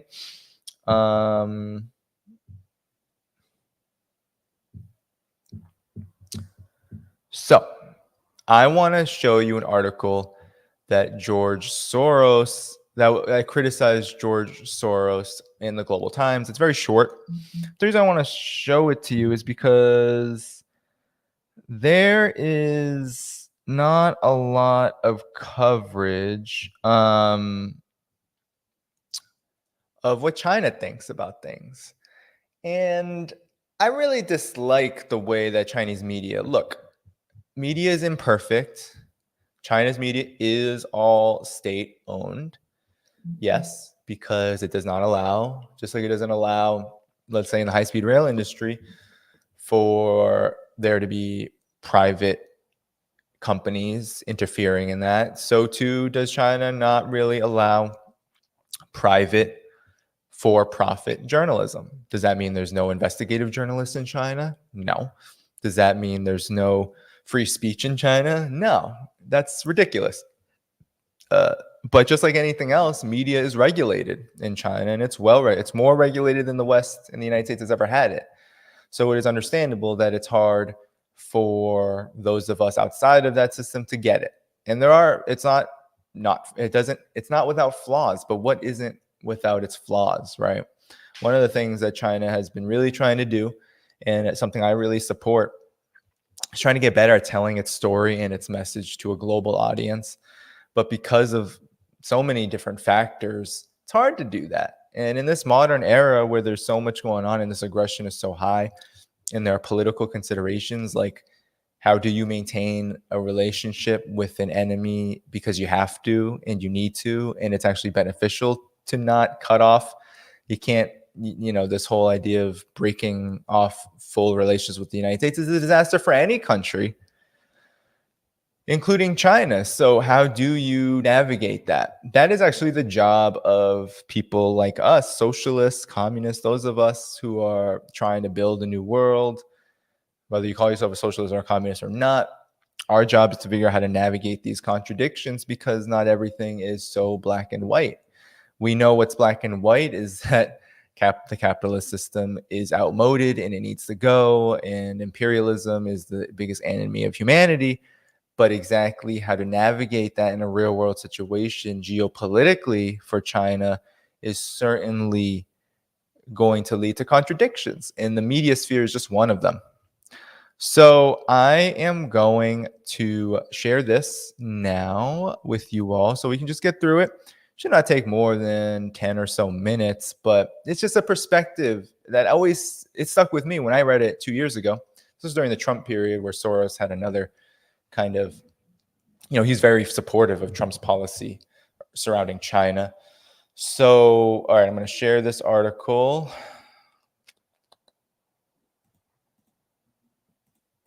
What the hell? Oh, I have to stop screen and then I have to share the screen again. I guess I never stopped sharing the screen. So let me see. Let me pull this up for you all. Global Times. Where is it? Here it is. So it is called Defeating China is Wishful Thinking from Soros. So again, George Soros wrote an op-ed saying that China must be defeated because of its role in the world. And there's just a lot to this. George Soros is basically anti-China. He's anti-progress. He really wants to arrest the progress of humanity and puts that under the guise of philanthropy and of being supposedly for quote unquote liberal values, but supports right-wing dictatorships. He's all about the power of the corporation over the people. So let's go. So after George Soros, he wrote, and this is an op-ed in the Wall Street Journal. Wow. So he said that defeating China goes beyond U.S. national interests. Some Chinese outlets reported the billionaire financier attempted to short sell Hong Kong stocks recently when the market was hit hard by the city's ongoing riots. It is worth considering why Soros, is so obsessed with defeating China. So he said, the Global Times says that Soros, this is not an editorial. It's written by Zhang Yugui. And this author says that Soros has played an inconsistent role in the financial market and changing society. He is a financial predator. These are fighting words here. A financial predator. There are no lies being told here. And this just shows that, when the U.S. hits China, China will respond. And so that's very important to remember. So he's been influenced by liberal philosophy and market Darwinism. He has not only shown the greediness of typical of Wall Street financial capitalists, but has also played the role of ideology defender. He is a profiteer on the equity market. He made a profit attacking the UK's currency. He destroyed the value of the Thai baht, triggering the Asian financial crisis. And he profited from the short sale of Japanese yen. So basically, George Soros is a terrorist. And China, the Global Times, is exposing him as such. In very simple, this is a very short article, guys. I don't even think this is 500 words. He is he is also an unorthodox capitalist dreamer. With his great wealth, he spreads US ideologies and values to the world through his Open Society foundations. The organization allegedly fueled political changes in countries such as Georgia, Ukraine, and Kyrgyzstan. It has also attempted to stir up color revolutions, very important, in multiple countries. Soros himself, at the same time, is trying to amplify his individual influence in the world political system. So this topic of political revolutions is so important. China recently with Russia back in March came together to talk about this because this is a huge problem for China. It's a huge problem for the world. The United States uses its political and economic capital to fund political forces in countries that around the world with governments that it doesn't like to enact regime change. And this has been covered by great people on the Gray Zone, etc. Great journalists doing work filling in the details of that. But from an analytical standpoint, the significance of color revolutions is the fact that not only does it provide the United States and the imperialists with a veil of supporting human rights and so-called political causes that are quote unquote progressive, but it also renders the US imperial system more effective. We have Black Gender Report called the Obama administration the more effective evil. We also believe that humanitarian interventionism is a more effective form of empire. And color revolutions are a huge part of humanitarian interventionism. It is about creating a political situation which provides the most favorable results for the ruling class, for the global capitalist elite, and for the imperialists. That's what China is very concerned about, because it is all about engendering conditions where this is supported. So saying my connection is a little unstable, guys. I don't know why it would be, but I'm connected to Ethernet, so it should be fine. So in any event, color revolutions are a big deal. Russia and China are coming together to fight them, right? Because you saw what happened in Ukraine in 2014. You see what happened to Alexei, is it Navalny? I always say his name wrong.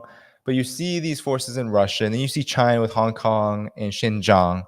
You see that there are political forces that the United States is supporting inside of these countries in order to enact regime change. And George Soros is a big part of this. And so China has come back and said, this is what it is, right? We've seen this time and time and again. And a lot of it, is to stop China and Russia's global partnership and their influence in the world, which is a multipolar influence, not a hegemonic imperialist influence. We can talk about that later in the questions, but George Soros does not always see eye to eye with US-style capitalism. However, it is still those nations and forces that defy the rules made by the West that Soros cannot put up with the most. A strong and growing China is a typical example of what Soros wants to see the least. Soros aimed to cause financial panic in Hong Kong before the city returned to the motherland in 1997. Taking his chance, Soros waged an attack that resulted in the volatility in Hong Kong stock and foreign currency markets. With strong backing from the central government, the Hong Kong Special Administrative Region government decided to weigh in and successfully defended the city's financial market. Now 21 years have passed, and it has been 18 years since China became a member of the WTO. The country has rapidly developed beyond a $10 trillion economy. The changes in the power balance between China and major capitalist countries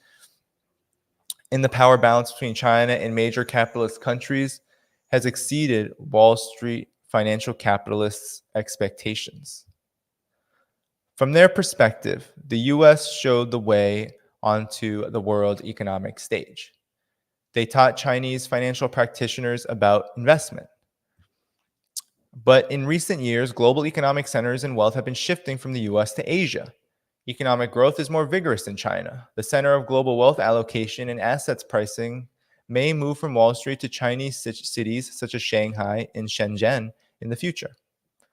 China is actively constructing and improving both regional and global trade and investment rules.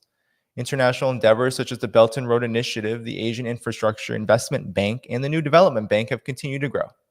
China is challenging US-led financial and trade mechanisms. It is not accepted by profiteers like Soros who have a sense of superiority. Soros and his ilk are astonished by China's improvements in trade volume, rule adoption, global value chain position, industry competitiveness, and national strength after joining the WTO.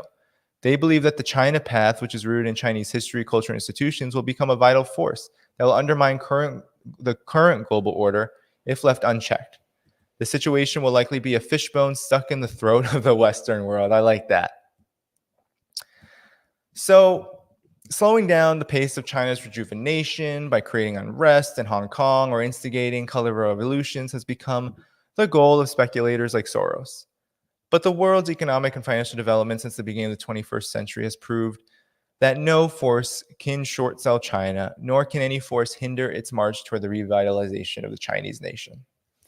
So in short, what this article is saying, for all that have stayed on, thank you so much, is that George Soros says that the defeat of China goes beyond national interests, meaning that it is a priority of the world and that China must be defeated because it is undermining Western finance. That's what the Global Times argues, and that is true.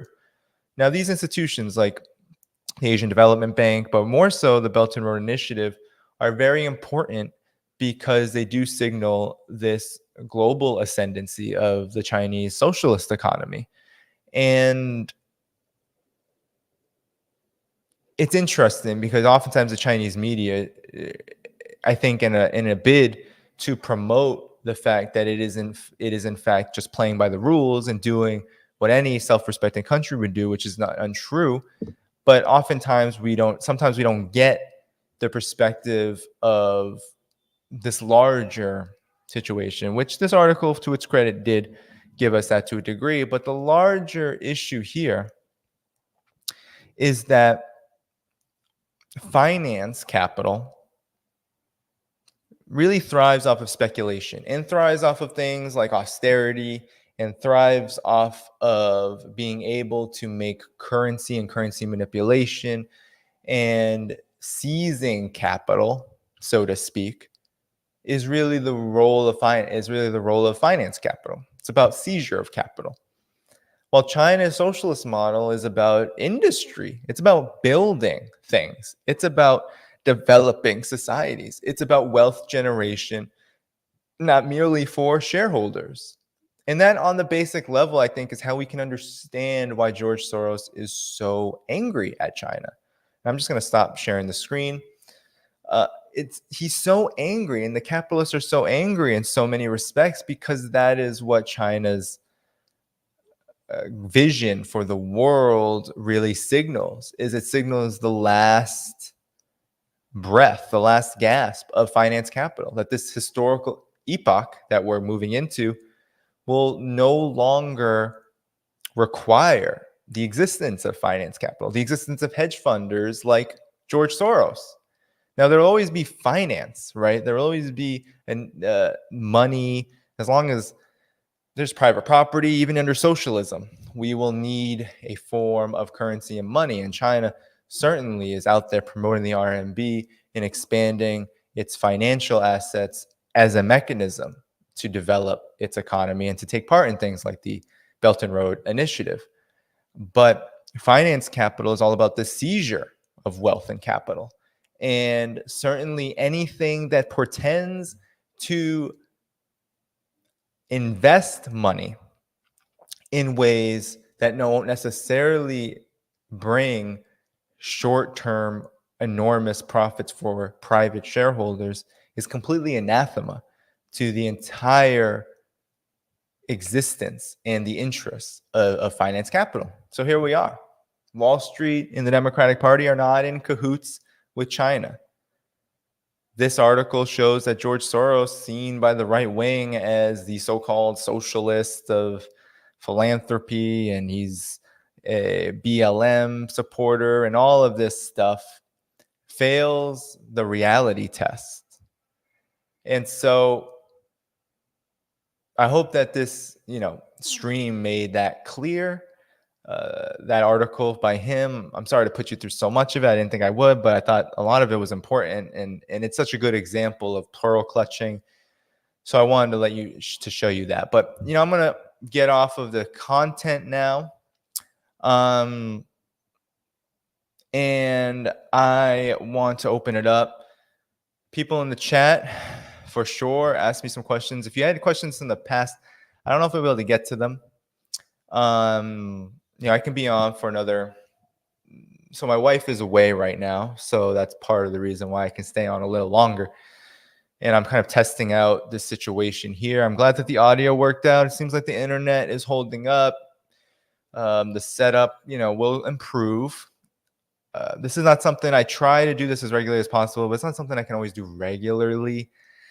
Maybe in the future. I'm trying to actually go, if you want to see, I'm trying to go part-time in terms of my employment eventually in my life. So I'm just going to put it there. I would like to say soon, but if anybody who happens to work in my employer hears this, just know that that I'm not going to be quoted on that.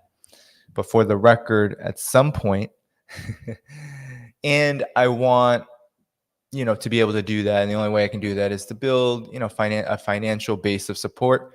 So everyone who's been able to do that, it's been incredible. Just sharing my work helps, of course, but if you're able to contribute, that's also incredible. And thank you all so much for doing so. If you have already, or if you're here, one of my subscribers, great. I'm pretty active on Patreon. So anyone of my subscribers, shout out, let them know here in the chat that I am pretty active there. And so it's the best way to follow my work. All right, so I got some questions here I'm going to get to. Do you know much about Taiwanese companies operating in mainland China? China takes a bad rap for Taiwanese companies like those making, yeah. So Foxconn, it's it's a very delicate situation. I'll tell you why. So there's a one China policy, and Taiwan is the so-called, Republic of China. Its government claims that it's the rightful China, and that's where people get so wrong. They think that Taiwan is like an independent nation. The United States recognized Taiwan after the KMT, the ruling Nationalist Party, fled, or at least many of its members, not all of them, but many who were loyal to Chiang Kai-shek and the KMT, otherwise known as the Kuomintang, or, I'm probably butchering that name, but fled in 1949, martial law there for several decades, I think into the 80s. So it's not necessarily this democracy that people think it is. And the United States, up until 1971, too, viewed Taiwan as the rightful China, as the Republic of China diplomatically. So at the UN, the United States wouldn't address the mainland. It would only address Taiwan as China. And many countries, into the 80s, this was a phenomenon. And then China, finally in the 70s, got its rightful place at a seat at the United Nations, and has since been recognized as mainland China by the vast majority of the world, including the United States, which is a signatory of the One China policy and claims to this day to respect it. So it's a very schizophrenic approach. But in any event, it's a very politically delicate one. So, for example, China is very weary of foreigners commenting on Taiwan. So I even have written articles in the past for Chinese media that have not been taken because of my pontification, my analysis of Taiwan, because there's a delicate situation where the United States has used Taiwan as a chip of aggression, and it's a very disruptive issue when it comes to China's role in the world. So there's this policy, agree with it or not, but it's a reality. And so China wants good relations with Taiwan, and it wants to integrate Taiwan into its economy. It wants there to be a bridge between the two. And so, Taiwanese companies have benefited from China, Foxconn being one of them, to be able to be a manufacturing base, a source of manufacturing um, for American corporations like Apple, for example. And yeah, there were the suicide nets, there were the terrible conditions. Um, and they get a lot of criticism in China. I have contacts in China who say to me, yeah, Taiwanese companies have a terrible reputation. It's a very delicate situation because you clamp down on these companies, and then what does that do for China? It creates a very hostile situation. And over time, there's been bad press and things that have alleviated, and the All China Federation of Trade Unions and other bodies have gotten involved, and things, especially in the industrial workplace in China, have improved a lot, and that's across the board, including in places like Foxconn. But still, yeah, it's a very difficult situation. And so what I know is that there's a lot of attempts to exploit that situation to demonize all of China. But one of the consequences of reform and opening up is negotiating these very delicate issues politically and economically, which hold so much weight. And so, who's to say what is the best route here? Because of the way the United States continues to interfere in China's internal affairs with Taiwan by trying to pit Taiwan against China and trying to basically negate China's diplomatic influence. It's happening again. It happened in the first Cold War. Now the new Cold War is there's been a really dangerous turn away from the one China policy. And that's only made it more difficult, right? Because now not only is it difficult to try to manage cross-strait relations, right, and try to integrate the economy, and Taiwan is a capitalist economy, and China can't necessarily just say, yeah, you're going to be socialist now in our country, right? Or you're going to do everything that we want you to do, right? Can't necessarily say that. It can definitely say follow the law, and definitely Foxconn broke many, many labor laws, and that is still a huge point of contention that is definitely being worked out across the board in China. So yeah, China does get a lot of flack for what Taiwanese companies like Foxconn do in mainland China, but overall, the situation is improving for workers. Extreme poverty has been eliminated, and it's not a perfect situation. It certainly is not a utopia in China, but wages are increasing, standards of living are rising, and industrial jobs, factory jobs, are actually seen as very lucrative jobs at this point. Unlike in the United States, you go to the South in the United States, right? Alabama, work in a manufacturing plant there, you are likely going to not only risk your health, but you're also going to be underpaid, without benefits, and largely without a union. In China, the opposite is true, that factory jobs are becoming very lucrative jobs that have high wages. And, there are attempts to try to move people out of those jobs and into more service-like jobs, but still the competition is very fierce in the manufacturing sector as conditions improve. So yeah, I'm just going to leave it there. Let me, did you hear that? I hope not. When people use the bathroom in one of those things, I can kind of hear a sink turn on. Can you all hear that?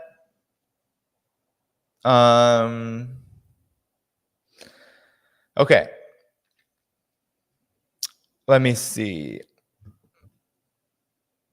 Okay, you heard it. Yeah. So I don't know what that's about. Someone's sink next door or something is like really loud. So that may happen in the future. One thing I'll try to do maybe in the future is I'll turn the gain lower and just speak louder. All right, cool. Super light. Cool. All right, let me just go back up for the questions. All right, because I don't want to. What's up? What's up, Cinema? Patreon gang, what is going on? Okay, thoughts on a potential Taliban-China alliance. So, you know, China is going to work with whoever's the ruling government and party in Afghanistan. It is going to try to foster good relations because China's overall foreign policy is one of non-interference. So China, contrary to what the United States media says, what the ruling class says, Washington, etc., the apparatchiks, they say that China is interfering and that around the world and is trying to make the world in its image and all this overall projection. But really, China's policy is one of non-interference. So much so that China will work with any government that will do business with China, that will build political ties, economic ties. It will do it with any official government. And this has come under criticism, for example, like the Philippines, right? There's a lot of opposition to Rodrigo Duterte, right, in the Philippines by some forces, especially in the United States. But China says, well, we cannot back political forces inside of a country because that's manipulating their system. And this is the correct position overall because look at the world situation.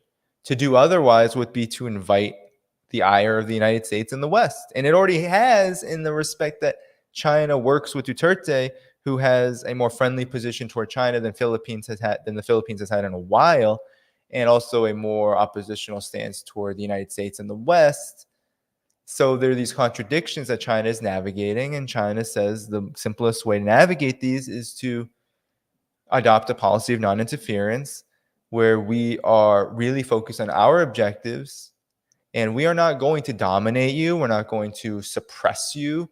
We are not going to interfere in your political future and destiny. So, yeah, my thoughts are that China will work with the Taliban if and when it becomes really, if it really is now the ruling force in Afghanistan, and it's been building up towards that for so many years, and we can thank the United States for that. But the point, I think, and the most important thing is that Afghanistan is a really important, it shares a border with China. It has been used by certain Al-Qaeda linked forces ever since, even prior to the U.S. invasion. Prior to that, you had the U.S. proxy war, the support of the Mujahideen. It was really used as a base to facilitate armed groups who then operated in China's Xinjiang, right? So that it's just important to remember that having Afghanistan as an ally and a partner is important. So if the Taliban is in power, China is not going to take an aggressive stance against the Afghan government. It's going to try to cooperate around mutual interests and issues, including terrorism, right?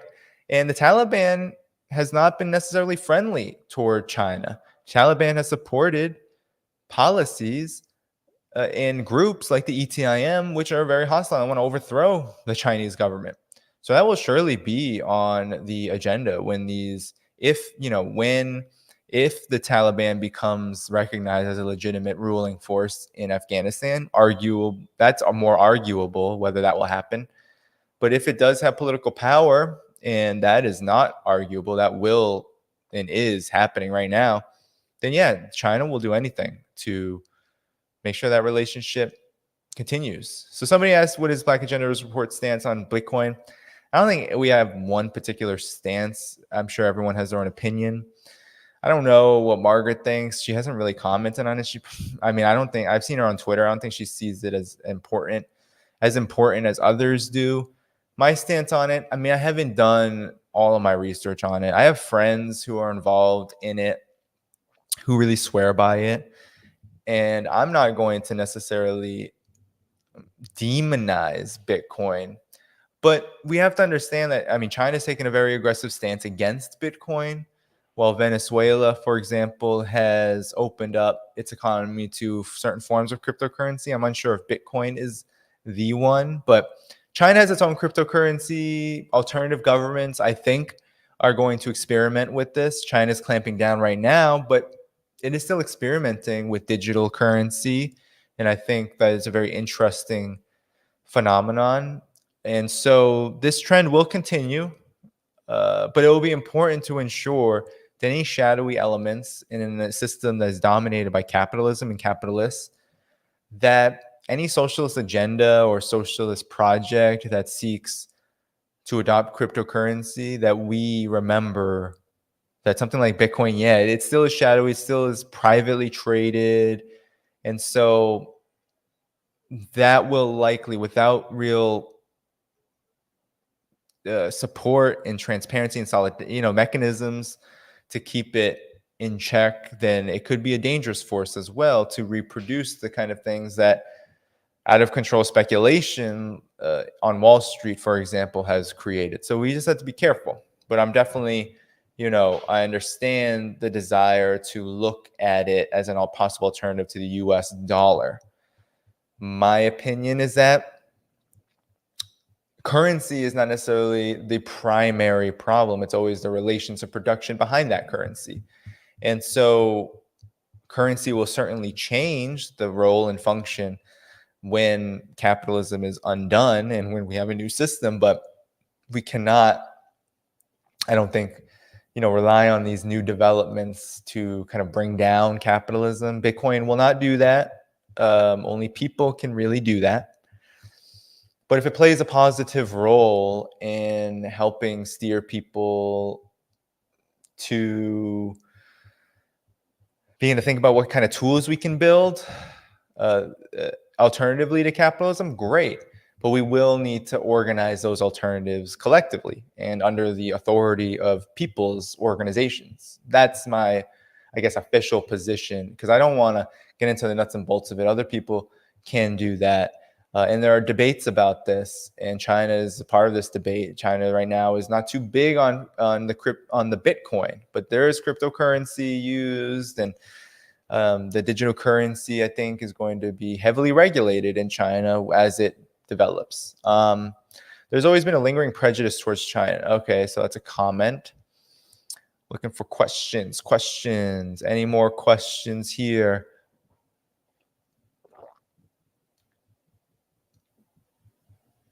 All right. Let's see. I'm not seeing really any more questions.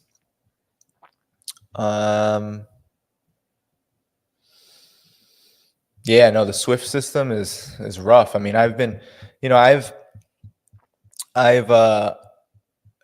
Swift system is really rough because it really creates problems for currency transactions among different currencies, and of course it helps keep the US dollar dominant. I mean, the banks here, they take so much money from any, CGTN. When I write for them, they'll pay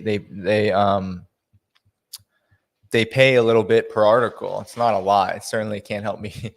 It helps me survive, I guess, but it certainly isn't like anything that can support a full-time journalist job. But they, the US banks through the Swift system take so much money. The fees, right? The fees are just wild. And so, that's another thing, is that even when somebody is riding a motorbike out there, sorry about that.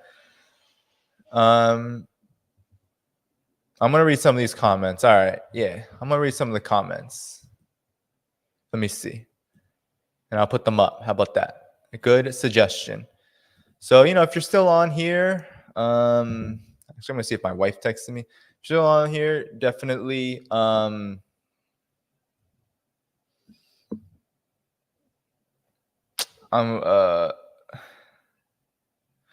sorry, my wife is texting me. Support this. Like, subscribe. And yeah. Mostly like, though. Subscribe to Patreon, do all the good stuff. Really appreciate your support. So now I just forgot why I'm even on here. Oh, all right. I am going to share some of these comments as I scroll through them. Let's see. The Heat is a good show on CGTN. It indeed is. All right. Here's one. So, Danny, have you watched China detective police shows? They are really good, but it's funny when they interrogate the suspect because the detective says, "You lie. We tracked your call, your phone, your call phone." No, I have not. But I want to learn Mandarin. I want to learn the language. And one of the advice that I've been given is that you should watch Three Kingdoms and Chinese television. I think that everyone gives that advice for any language if you're learning alternatively. And a subscriber. I'm not going to out this person, but I will say that I'm so appreciative. They bought me uh, materials to be able to learn the language. Now, I'm gonna have to spend a lot of time doing that, and I don't know how long it's gonna take for me to really get through them. Perhaps when I'm working a little bit less, but I mean that act of generosity is just so incredible. From someone living here in the United States who sells connections to China. Okay, so let's see. I wanna read some of these comments. Okay, let's see. So just a little some Dominican. I'm in little DR out here, so you're probably hearing some nice music now. Cool. Um Here's a good little education. In case people don't know, origin species full title on the origin species by means of natural selection or the preservation of favored race in the struggle for life. All right. Um let's see. Okay.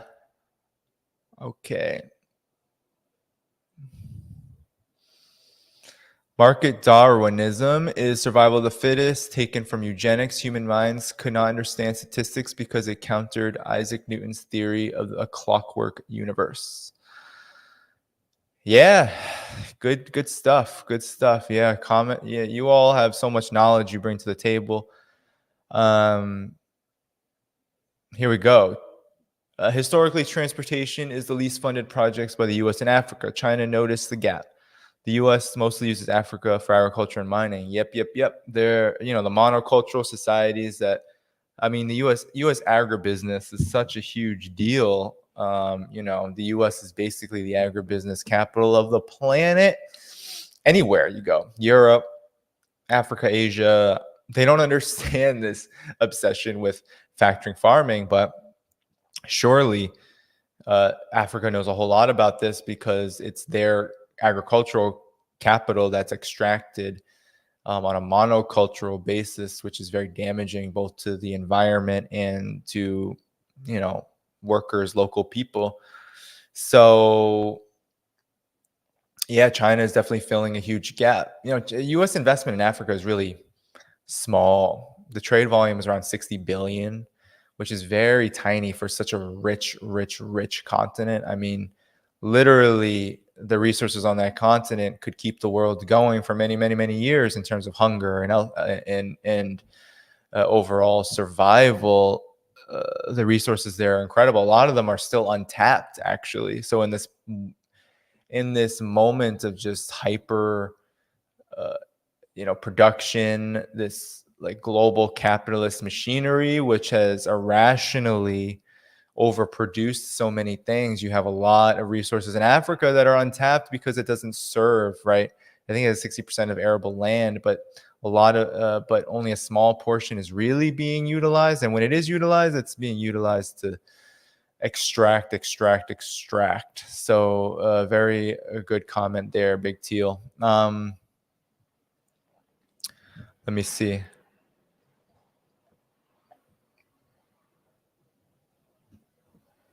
All right.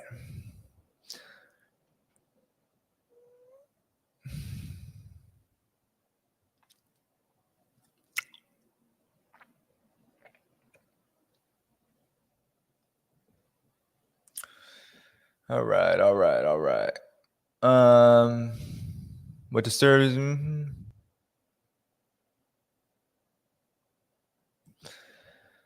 What disturbs me most is how quickly many around the world turned on China in a heartbeat. I saw this massive racist and xenophobic narrative that people were so quick to accept. Oh, is that the case? I have people in Australia. I had a Chinese diaspora, message me from Australia telling me about how horrible it is there. Europe turned on a dime to spread this kind of xenophobia. I mean, it's really rooted in their water because of their participation in the Opium Wars, yes, but even countries that didn't really participate in that, like in Australia, which of course is basically a colonial project of the British, but yeah, no, in India, I mean, the BJP and Modi, of course, are very right wing, but the ways in which, especially on Twitter, the very chauvinistic uh, forces there have been working overtime on this anti-China propaganda mill. It's very disturbing. It's very disturbing, and it, um, yeah, and it's a problem. Um,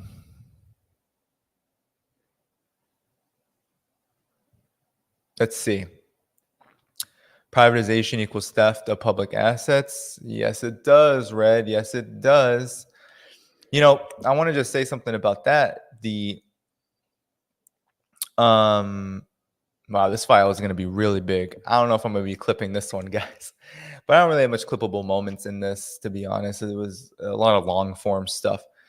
So, in any event, yeah, privatization is the theft of public assets, and that's what a lot of this infrastructure bill is going to be. It's going to be asset recycling. So a lot of private companies are going to get really rich from this government money, as they will claim that they're going to be building rail bridges, etc. A lot of it is going to be either patchwork, and then all the new development will be privately sponsored and will be a product of privatization. So, um, anyway, I'm really not great at sharing comments, so sorry. But this is a good one. Imagine if the USA took the same path as China with the Belt and Road Initiative. We could build such a better world. Sand Queen, like that name, Sand Queen. Yeah, there's no lies told there. If the United States was focused on infrastructure development and doing so on a basis of win-win in mutual cooperation and spending trillions, which is what China will end up spending. It already is projected to spend more than $1 trillion of public assets on trade with countries around the world to build infrastructure rather than just to cement capitalist domination and the domination of multinational corporations. Then yeah, we would be in such a better place. Because I mean, a lot of the Belt and Road Initiative also is green. It's about also preserving the environment and making development a green process rather than one that is just totally destructive. And so yeah, definitely we would be in such a better place if more people if more people would come to that conclusion. So Seilu said that the best possible outcome for the world would be the US to compete with our infrastructure. Well, I think there are two sides to this, because I have comrades, I have colleagues who have wrongfully claimed neoliberalism is dead. And they haven't done it in the way necessarily as, let's say, Ro Khanna has done it, who has argued neoliberalism is dead because now the US government is spending money. No, neoliberalism is not dead because the US government is spending more money. There's a crisis, a pandemic, an economic recession, and money is certainly going to go into things. And there's a lot of pressure to ensure it goes into some things that are ostensibly for the public good, like infrastructure. But the way that's going to happen and how the deal has continuously been whittled away, I think just indicates that neoliberalism is certainly not dead. I mean, a targeted eviction moratorium, after the July 31st expiration tells us all we need to know about how neoliberalism is so alive. Now, it is true that a lot of the United States' talk about infrastructure is motivated by competition with China. And I think that can be both seen as a positive and negative, just like the Cold War. The Soviet Union developed a very strong socialist industrial base and began to increase the standard of living for both the Soviet Union and then, of course, the Eastern Bloc countries, the socialist bloc countries followed suit. That was a net positive for the world. All conditions for most people actually improved, and we can even say this in Africa and in Latin America because their independence movements did gain traction and win real victories. And a lot of it was because of the fact that the Soviet Union's presence was so important. And that includes not just the global South, but in the United States, wages rising, unionization, density rising. A lot of that was tolerated because of the Soviet Union's presence. The United States did not want to see working people go the way of the Soviet Union and look to build a socialist project. So it tried. I don't think it succeeded in some ways and failed in a lot of others, but it tried to really arrest that development by placating and making reforms to working people. So similar to that, China has had some, I think, positive pressure on the U.S. capitalist system during this crisis moment. I don't think beforehand, although Trump's trade, rhetoric and all of that as a counter to China, I think is part of this. But overall, I do think that unfortunately, unlike, let's say, the first Cold War, the U.S. economy is so under the control of the financial capitalist class and so hollowed out and so concentrated in terms of wealth and capital that even if that pressure is asserted by China's rise, it still won't necessarily have a net positive for working people in the United States, which means that progressive and socialist consciousness won't necessarily raise because the US is in competition with China. So there is that negative to it as well, in the sense that using competition economically as a chip in the new Cold War is definitely still very damaging. And it damaged the Soviet Union a lot because even though it built a strong socialist base, it was cut off largely from Western capital. And so that scenario possibly for China, which I don't think will happen, but there are instances like, for example, the sanctions on Huawei, which are not a positive and are not a great outcome. Although arguably for China, one of the net positives of U.S. hostility is that it helps unify the Chinese people and also does boost and buttress efforts of China to really clamp down on corruption and to get a real strong foundation in controlling the nefarious forces that may arise out of reform and opening up. A lot of, I've heard from many people who live in China or in China, that they say that hostility towards China actually isolates anti-China forces, anti-CPC forces in China. And so that could be seen as a good thing. So it's a contradiction. And so it's important to, I think, see both sides of it. But yeah, no, I think that is a good possible outcome.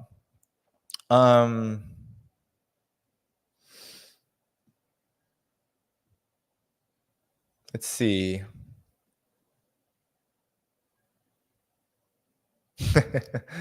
Somebody said they can't think of which question now. That's all right. That's all right. No need for questions. I'm going to go through this. If anyone claims to be left-wing or communist at all, it's time to get into Bitcoin. People think it's a currency, but it's actually a monetary system designed to destroy 59 central banks. I mean, I'm open to reading more about it for sure. So I don't want to comment too much on that. I don't know. I'm willing to read more about it. And so, send me something. My line is always open. You can email me, message me on social media. I would definitely be willing to see that. Um, let's see. All right.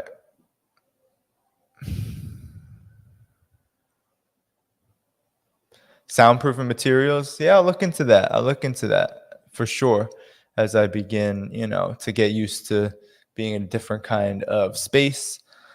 We'll definitely do that. I know it's not the biggest of deal to have sound coming through some here and there. We're all comrades here.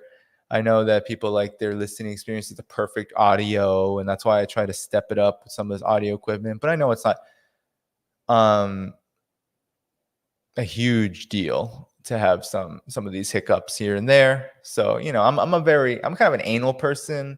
I'm a perfectionist at heart. I kind of grew up that way. The game of basketball definitely kind of pushed that into me. But the United States is society, because it's an individualistic society, puts all these pressures on us as individuals to achieve, achieve, achieve. And, I definitely inherited some of that. But yeah, no, I'll definitely look into that. Thanks for the suggestion.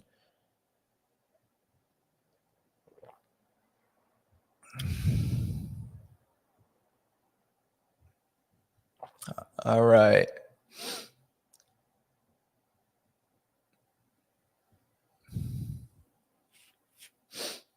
All right. I think this was in reference to Bitcoin. Yeah, Venezuela is trying to make their own. Um,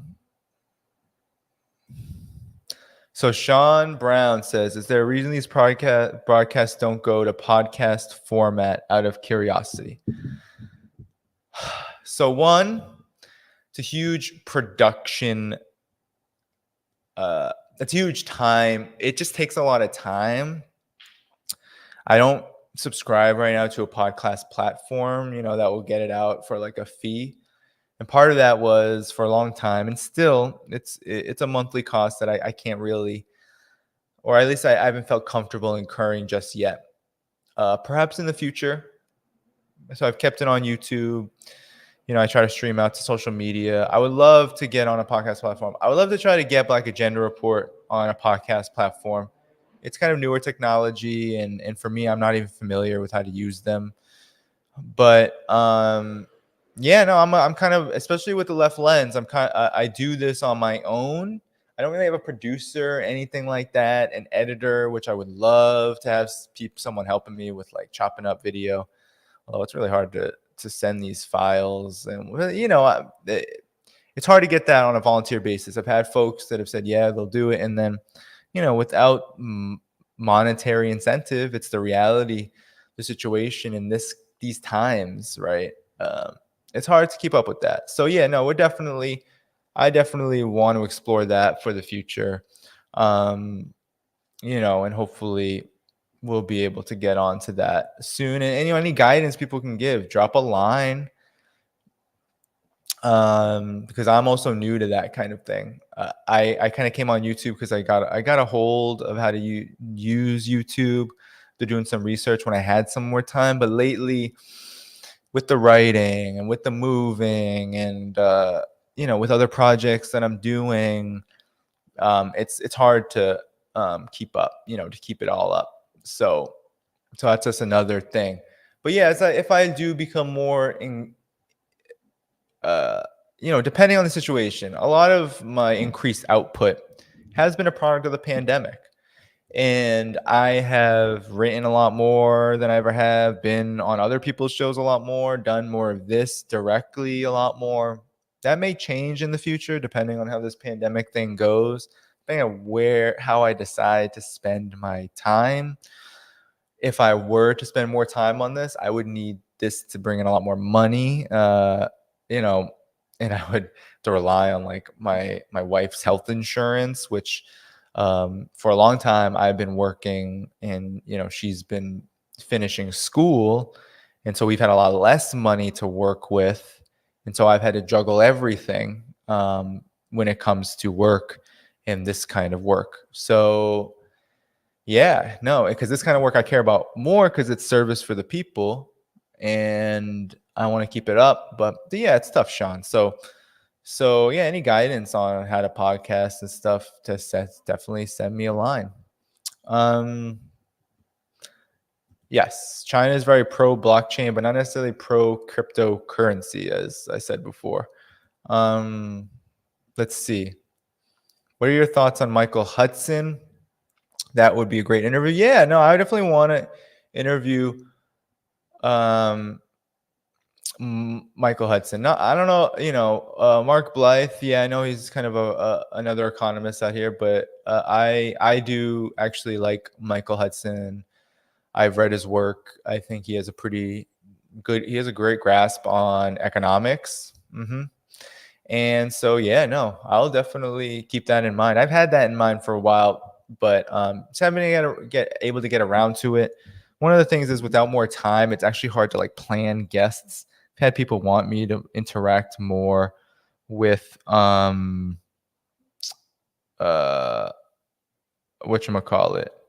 with with other content creators and stuff, and I definitely want to do that, but I want to do it more so on the basis of like what's helpful. And so, I want to animate voices in this struggle and those doing really good independent media work, and that takes time to think about. And so like for example, today I sent out messages to multiple people, but it was like same day basis on a Saturday, and so it's harder to get people to just like drop everything for that. So a lot more preparation is needed. This is labor at the end of the day. A lot of this is labor. And if you want a Marxist analysis of YouTubing, you have the constant capital that you have to purchase, like the equipment. It's a great camera that cost a lot of money, lighting, which that didn't cost that much, but I'm still learning how to use it. You need a laptop that can handle this kind of work. You need this audio equipment, After all of that, that's like, combined with what I'm using, I'm probably using, I don't know, $3,000 worth of material. And then you got to put in the labor, the planning, and the time to do it. So it is not a job in the sense that this is for the people and for the movement, but the variable capital, me putting in labor, that's not necessarily wage labor to produce this work, and then the constant capital having to buy it, that in and of itself, makes it so I need to really be very judicious with my time. So yeah, I think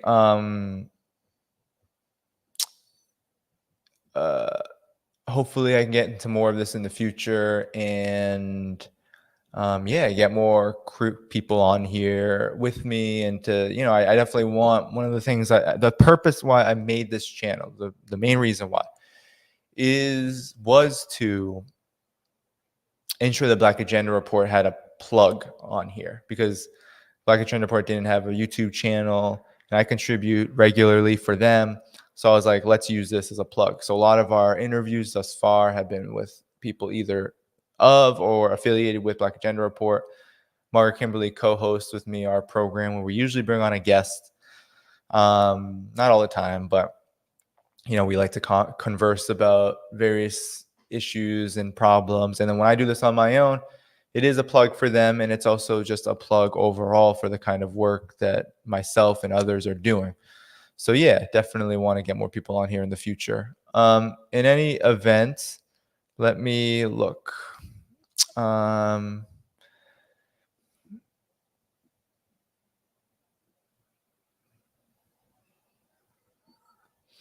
do have a ring light, but when you put it up high enough, the ring thing. See, I don't know if you can see it. Is that it? Oh yeah, that's it. So it does give that weird thing in the glasses. Who said that? Where are we? Yeah. So yeah, the ring light is bad. It's cheap. It's affordable. I don't think you could see that. Yeah. See, when I put it in a certain place, it's fine. So I don't think you all have been disturbed by it, but. What's going on? Let's see.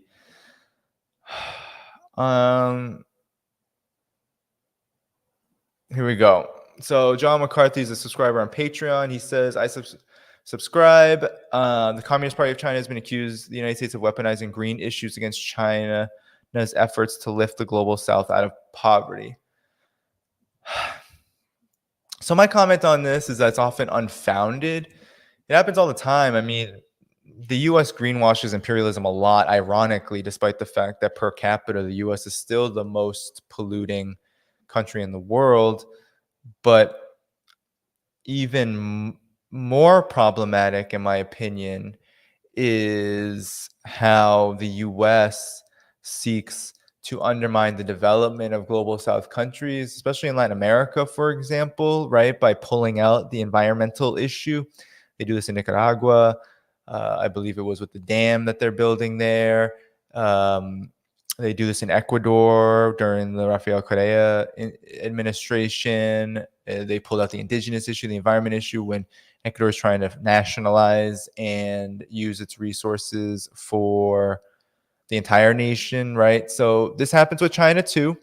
One of the most insidious and hypocritical parts of this, though, is that the United States has placed sanctions on uh, Xinjiang's solar panel production companies. And so, while on the one hand, the United States always claims that China is the big polluter and that China uses so much coal, right? It tries to undermine China by saying that it's this environmental hurdle in the world. It also then places sanctions on Chinese corporations which are producing renewable energy.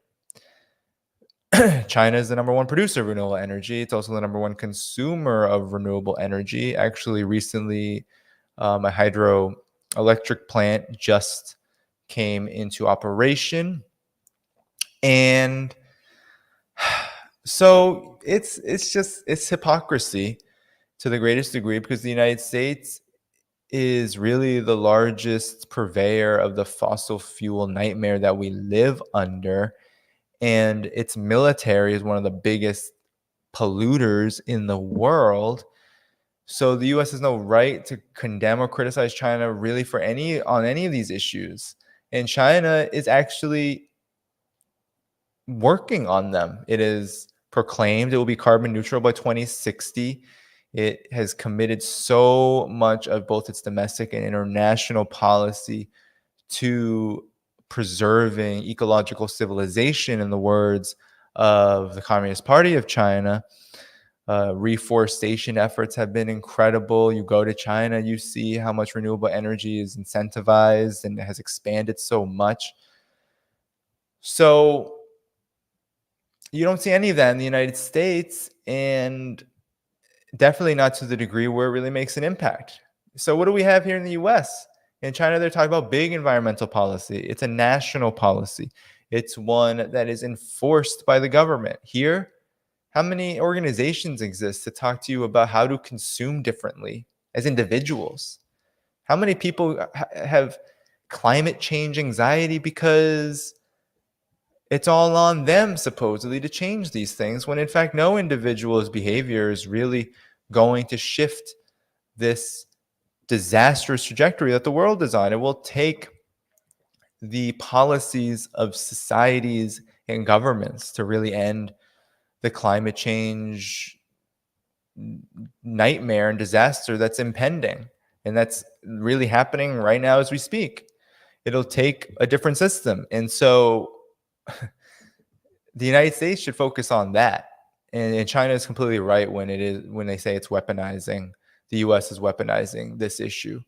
It is one, just like a lot of things, it is so cynical and so damaging to do, because it creates an atmosphere of war around an issue that requires and cannot be resolved at all without solidarity and without the cooperation of all countries together on a common goal.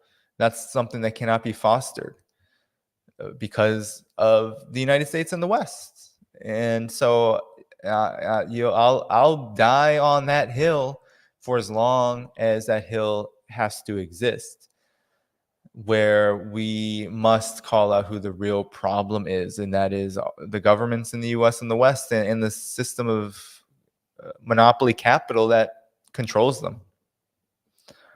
So, um,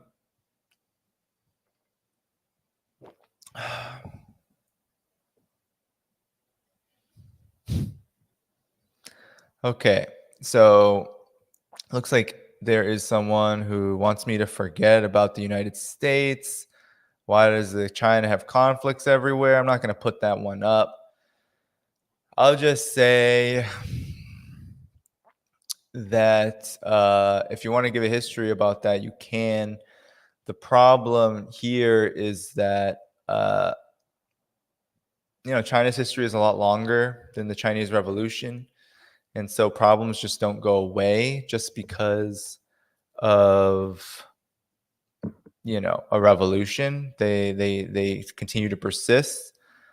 With Japan, that's pretty easy. Why? Since Japan was a colonizer. I'm not so much familiar with China and India's relationship, insofar as I'm aware, and I've studied the fact that India's government for a long time has largely aligned itself mostly with the neoliberal order and against China. There's a lot of anti-China sentiment there.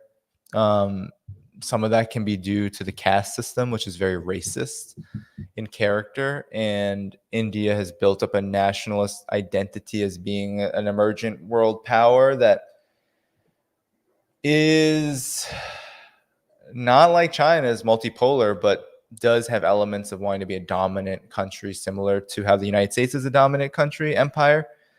And then there's border issues that are very complex and date back far beyond 1949, which I'm just not schooled in. India, of course, Japan, of course, the history is a little bit clearer and easier to discern, in the sense that Japan was literally an occupier of China and committed heinous massacres and crimes on the Chinese mainland, and Taiwan too. So I'm not going to bother with that. Let's keep going. All right. I think, I'm going to end there on the comments. Thank you all for staying on. This was a long stream. I don't usually do them this long. I can already feel my body kind of betraying me here. So yeah, it was really great to be with you all. It's getting late here. And I really appreciate everything. Really appreciate you coming. I'll be back, but it will be a while. So I won't be able to really clip this because I'm leaving to see family in about a couple days. I don't really clip these videos that much anyway because I just don't have the time. But hopefully at the end of the month, I can get together with Margaret. I'm putting out work. I won't have a new article until after I'm back, but you can check out a few new articles that I've written for Friends of Socialist China and CGTN. Those are all on my Patreon. You can find them on my social media too. So I won't republish them here, but CGTN, look me up, Danny Haiphong, read my prior articles there. Black Agenda Report has taken a little bit of a hiatus as we figure out logistics, but there will be an issue with my Friends of Socialist China article. I believe will be the one that is published about Peter Norman, an Australian who expressed solidarity. It really just concludes the article, expressed solidarity with Tommy Smith and John Carlos in 1968. And I argue that in order to counter Western propaganda against China, we're going to have to adopt a similar position, a similar situation here in the US and West, where masses of people identify with Peter Norman's actions and actually express solidarity with the Chinese people against racism being fomented by all sides of the establishment and this never-ending buildup of aggression, this threat of war, that we're going to have express real solidarity and not just, we can't just be against the U.S.'s crimes. We also have to understand that we're against these crimes because of what they do to others, and that's a big and huge part of solidarity. So yeah, thanks everyone for coming. This is funny. People, thank you for your kindness. See some great comments here. Yeah, thank you all. Thank you all. Yeah, all right. Well, take good care. Until next time, support the work and continue to involve yourself in this struggle for peace, liberation, socialism, whatever whatever you believe a new world to be. But as long as it's one that's in the interest of the working class and the people, we can work together and work out what that vision will look like. But I certainly appreciate all of you for coming out, and as we try to build a united left, one that is actually anti-imperialist and actually in the interest of working people, regardless of where they are, of the poor and oppressed, regardless of where they are. So thank you, everyone. Peace out.